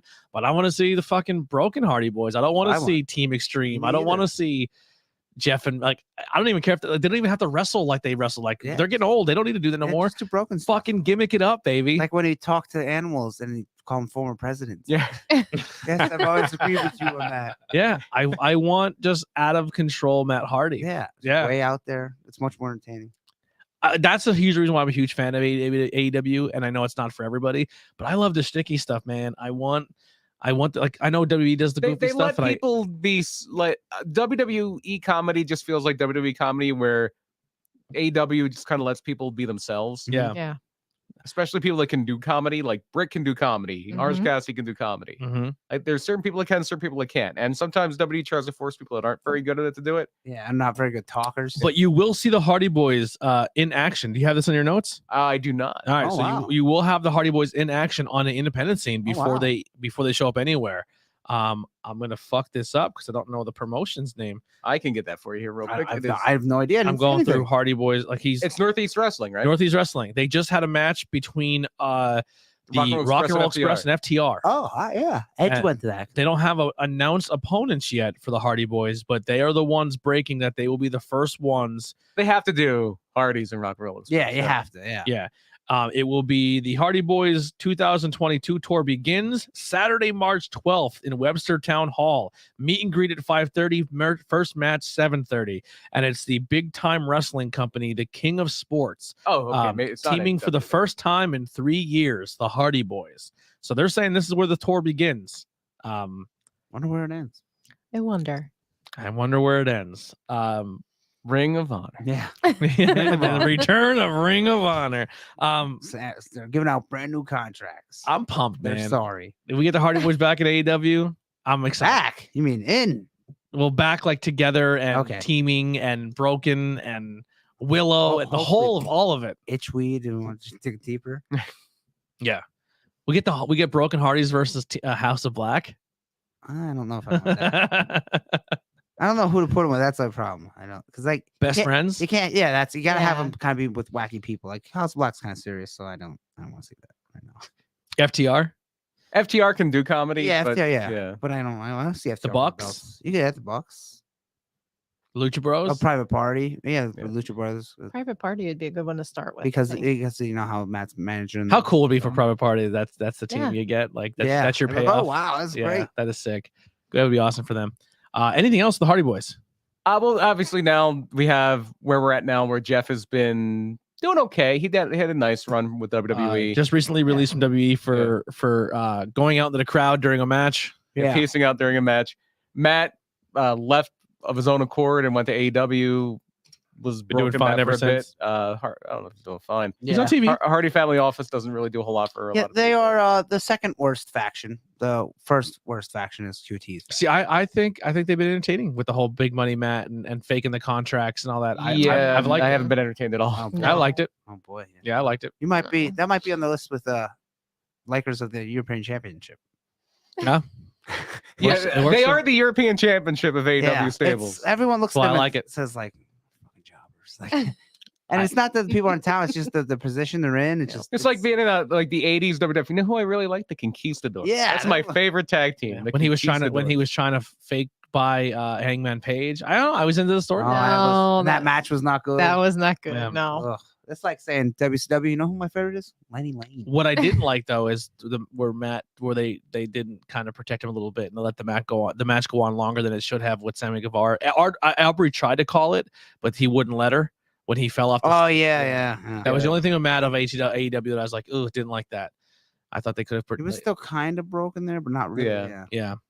Oh, the I haven't liked that. broken Matt Hardy in the Stampede. The Stadium Stampede. that was good. That was Yeah. fun. That Yeah. was good, but the Hardy Family Office stuff. Yeah, It's not. it It's sucks. awful. It Yeah. sucks. The whole thing where like they were building to a hair match with him and Orange Cassidy. Yeah, it and never then happened. They subbed it out, and Jack Evans got his hair, lost his hair and instead. probably gonna get fired. Yeah. And and now they added Andrade. It's like, oh, you don't know what to Well, do. it seems like Andrade's going to swindle Matt out of the stable, and then probably break it up. Matt can do the broken. Yeah, thing. 'cause Yep. then Jeff can come. I don't know. I can't wait for it. I'm pumped. I think it'll be good, entertaining. I don't think they'll be tag It's team certainly better than what they're champions. doing with Matt now. Yeah, I don't see them being tag team champions. I don't see them You never know. setting the Though. world on fire, but I definitely see if you give them enough creative freedom, they're creative people enough to make things work. They almost have enough tag teams to have secondary tag team titles. The U.S. tag team. Yeah, I can see it. I wouldn't Tony hate- Khan likes that stuff. I wouldn't hate it. 2 sets of tag team titles? Yeah, Well, no. I think- Weren't we thinking about trios? The trios I'll tag they team. ever do Trios. that, yeah, Yeah. because then you can put a younger guy with him that can Yeah. go. Yeah, them. I was going to say them and Darby, but Darby's. There's enough. Yeah. There's enough trios teams that you can do it Yeah, there is. with. Maybe. Best If they- friends. if they do the broken thing, them and Danhausen. Yeah, that'd be Yeah, awesome. There you yeah, go. we gotta ROH fix that. had him, and then they kind of just forgot about him. Yeah. The 6-man tag. title. What if Danhausen comes up to Matt Hardy, Mhm. curses him, Oh, that's how he gets broken. which again. then turns him back Yeah, into broken broken. Matt Hardy? Brilliant. Yeah. It'll be interesting to see how he turns back. Hopefully it's not. He got hit in the head. And like, oh god. Yeah. Even when he was about to be fired from WWE and Randy Orton was beating his head in with the chair. Oh yeah, it's like there We're you like, go. he's broken again. We're getting it. They're like, no, he's fired. We're like, Yeah. shit. Yeah, no, he's really fired. People were cheering. People were cheering that Randy Orton was smashing his skull in because the entire audience thought we were getting broken Matt back. And then Matt did have that good promo then. And Matt's not one for good promo, straight promos. Yeah. Broken stuff is good. Yeah. Yeah, and neither of them were. And it was so funny because they always talk about how charismatic Jeff Hardy is, and he is. They couldn't cut But they- promo. but But he Yeah. was in his ring and his stance. And Yeah, his he look. had a lot Yeah. of charisma and no mic skill. When He they was like the Diaz brothers. Like you want to see them in Yes. action, but you don't want to see them in an interview. Right. when they would like sing the Hey, deletion song. But no, here's the thing. Like, I couldn't, like, nobody has their favorite line that Jeff Hardy ever said in a promo. I have my favorite Nate Diaz line. What? Was it Nate or Nick? It's probably both, but go ahead. I ain't surprised, motherfucker. Yeah. Yeah. That is a I good line. still use that line. I don't know Yeah. it, but that's I a good still line. use that line. When Well, the Nate and Nick were like the bad boys of Yeah. yeah, that's, I mean, MMA. when I say that you don't want to see you want to see the Diaz brothers in the interview, that's a Yeah. complete falsity. But they're not. They don't come off as they like. They're not good talkers. Yeah, Before- they're good talkers when they're just talking shit. Yes. But if they have to have an intellectual conversation, No. they're tough to follow because they're just guys who've been punched in the face for. Yes. Before years. she got like super famous when she was still in Strike Force, Dave Meltzer and Brian Alvarez interviewed Ronda Rousey because she had the pro wrestling connection with Yeah. Gene LaBelle and the Piper stuff. And they're like, well, what are your goals in MMA? Because nobody could fathom how famous she got. But like, what are your goals? What do you want to accomplish? She's like, I want to be the only person in MMA that the Diaz brothers like. Yeah. And the Diaz brothers too, like when they're talking shit, they're in their element. Yes. But they do have strong anxiety, especially social anxiety, and being in front of a camera and talking. So most of the time when they're being interviewed, and it's not them being like "fuck you" and they can't say that stuff. It's him just being like, "I don't want to be here." Like he's just uncomfortable. And What it's, was the one guy football guy? He's like, I'm just showing up so you don't find me. yeah, Marshall Lynch. Yeah. Should have seen him far. Yeah, I'm only speaking so you don't get fined. Calm him real good. Calm him real good. Yeah. All right. Anything you want to plug to get out of here? Yeah, CCW. That's where I'll be at Saturday, 2 days from now, in Marysville, Pennsylvania. And Dirty Dango, Fandango will be there. I don't know who I'm wrestling because they didn't tell me. So Yeah. I don't know who Fandango's wrestling. Do you know how but to ballroom dance? I do not. Oh. You should So- learn. Yeah. Damn. No. So it is a good show. It does start at 5 o'clock, so it's a little bit earlier. So you can get out and go home and watch the Royal Rumble. So that's Marysville Lions Club, I believe it's called. CCW. Just check it out on Facebook. Classic Championship Wrestling. There'll be probably some wild hardcore brawls because there always is at CCW.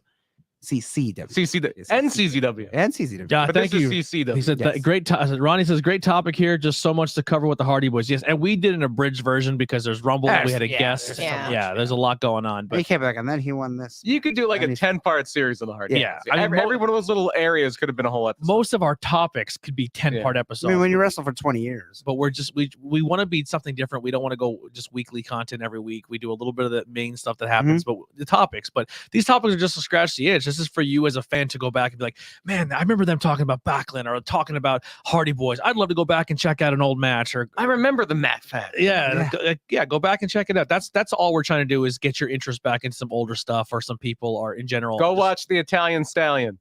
There it is. Or don't. Yeah, I was Maybe saying, not. maybe don't. Yeah, probably not. Maybe don't. Anything else you want to plug? No, just the CCW, and I have my new gear because I got it back the other day. and it Oh. fits. Yeah, I got it tailored because the first guy just made it rush. Which you know you don't want to say which one? Yeah, I'll which say. one? Do you remember at all? I know you have tag team gear. Is it Yeah. is it the Gambit? Oh, is that the one you're wearing? No. Tag team gear? Yeah. The Quantum? Yep. Yep. Okay. I got it back and it fits. I'm Now, this week for you on Tuesdays, what? Not cool in high school, I think. Yes. Okay. Yes. Yeah. Yeah. So it does look pretty good. I had to buy a belt for it because the guy didn't make a belt. The guy, I don't know. He took forever, and then it was a rush job, but it did come out pretty good. But they didn't fit. They were baggy, so tights, but they were baggy. Yeah. But the guy that fixed them, they fit perfect. Cool. Now, when we said the Quantum gear, if you watch the end game when they all wear the white suits, Yeah, when they travel through time, Yeah. they wear them white, blue. And he has maroon. gear inspired. Yes, Making its debut. and I got to buy a jacket to match it. Yeah. not Where's- right. Not Where's now. the show Wait, at wait, again? Marysville. It's right over the bridge, 81 when you go through Harrisburg. You go over the bridge and then you make a right in Marysville. And the thing you'll be is like having, right there. You'll be having a Warmville party. Yeah. Yeah. Yeah. What do you want to plug? I just wanted to plug where Andy's going to be. Yeah. I went and I drove by the other day to take someone to the vet, and I was like, "Oh, the sign's on." Yeah. Yeah. That's because it's for sale. So I figured let's draw attention to the sign by putting the sign. Well, I got hungry, and I'm then I sorry, walked you're and not went, the only went to one. open the door, and I was Yeah. like, "Fucking wow!" You're not alone. Yeah, That's the whole appeal of the whole thing of putting the sign on is to draw people to see the sign. yeah. Well, for me. I dropped him off, and I was like, "I'm going to get a special Italian. See you later." And I then, would have let you know if we were open. and then before didn't that. get a special Well, Italian. this is going I got to a special Italian this for is you. going to a commercial in the future. I like their hoagie so much I bought the company. Yeah. There's probably one other comeback that I would love more than the Hardy Boys, and that's Barlow's and Bonds. You want to talk about a WrestleMania pop? Those doors open again? Forget about it. I got some rolls in the freezer. There we go. There you go. I'm totally serious. You All can't let Charlie's run roughshod impossible. They suck. I haven't been there since they reopened, but they sucked so long for so many years. You know, I assume the they last time I almost stopped at your recommendation that you gave me when we first met. I almost stopped at Subway. That's I actually posted that. yeah, that's how I became a huge fan of him. Is I went on, me and I sitting with Fulton, and we're like, let's go get something to eat. Mhm. And he goes, "Where do you want to go?" I was like, "I don't know." He goes, "We can go to Roma, we can go here." And I was on like Pennsylvania Skook News or whatever it was, like Pennsylvania Food Review or whatever Skook, I don't Mhm. remember. Best A- hoagie. And then someone posted, "What's the best hoagie to get in Schuylkill County?" And him as the Farlow's page Subway. tagged Subway in Pottsville. I went, "Let's go to Farlow's." There's idiots that are on there that do say, "Oh, that Subway sandwich is real good." And, Yeah. Oh, but wait, Jersey Mike's is opening Yeah, soon. and it's cheap. Yeah. And they're like, I ain't paid $9 for a sandwich. That was my introduction. I was like, "That's where we're going." And he's like, "I love their food. Let's do that." Yeah. And I think the first time I went to, I thought I tried to be brave and order the full size. No, Mhm. good luck with that. Did not even come close. I don't know anyone who eats a full one in one sitting. My God. Yeah. I can eat half Maybe in a one sitting. swimmer. Yeah. Maybe a swimmer. Maybe. I gave the other half away to somebody. I was like, I wasn't prepared. Or power lifter, maybe. Too. Yeah. Remember that when we go to the Outbreak show in March. Remember that you don't want to get the whole one. Okay. All right. Good to know. Well, what do you want to plug? I want to plug project219.com as I always do. Murder My Dude will be coming out in about 2.5 hours. We have a new Whoa. episode. The football playoffs are in full swing, and we are going to be talking about some famous football murders. We have Ray Caruth on the docket. We have Steve McNair on the docket. What about Ray Lewis? We did not do Ray Lewis. No. We got to save something Allegedly. for next year. Well, he was found not guilty. So Yes. not. He, And he didn't even really kill the person. he just told somebody else to. I don't even know if that was it. That was the rumor. Oh, okay. The guy talked crap to him in a club, and then one of his crew Mhm. shot the guy outside. Okay, well, we already did OJ. We didn't do Aaron Hernandez. Maybe next year it's going to be Aaron Hernandez and Ray Lewis. That might be next year. But yeah, project219.com. An Look up. attempted murder guy just stepped down as head coach. What's his name from the Saints? Remember he had the bounties where he said if you get a guy hurt, Oh, that's 15 not attempted. that's murder. I mean, That's imagine a- what your payout would have been if that you is would have a killed the guy. financial incentive. We'll pay you more money if you hurt people in the league. That should be in all sports. Could you imagine how much McVay would have paid you if you would have killed somebody? If that was a thing, Buddy Ryan would have been in jail in the 80s. Like,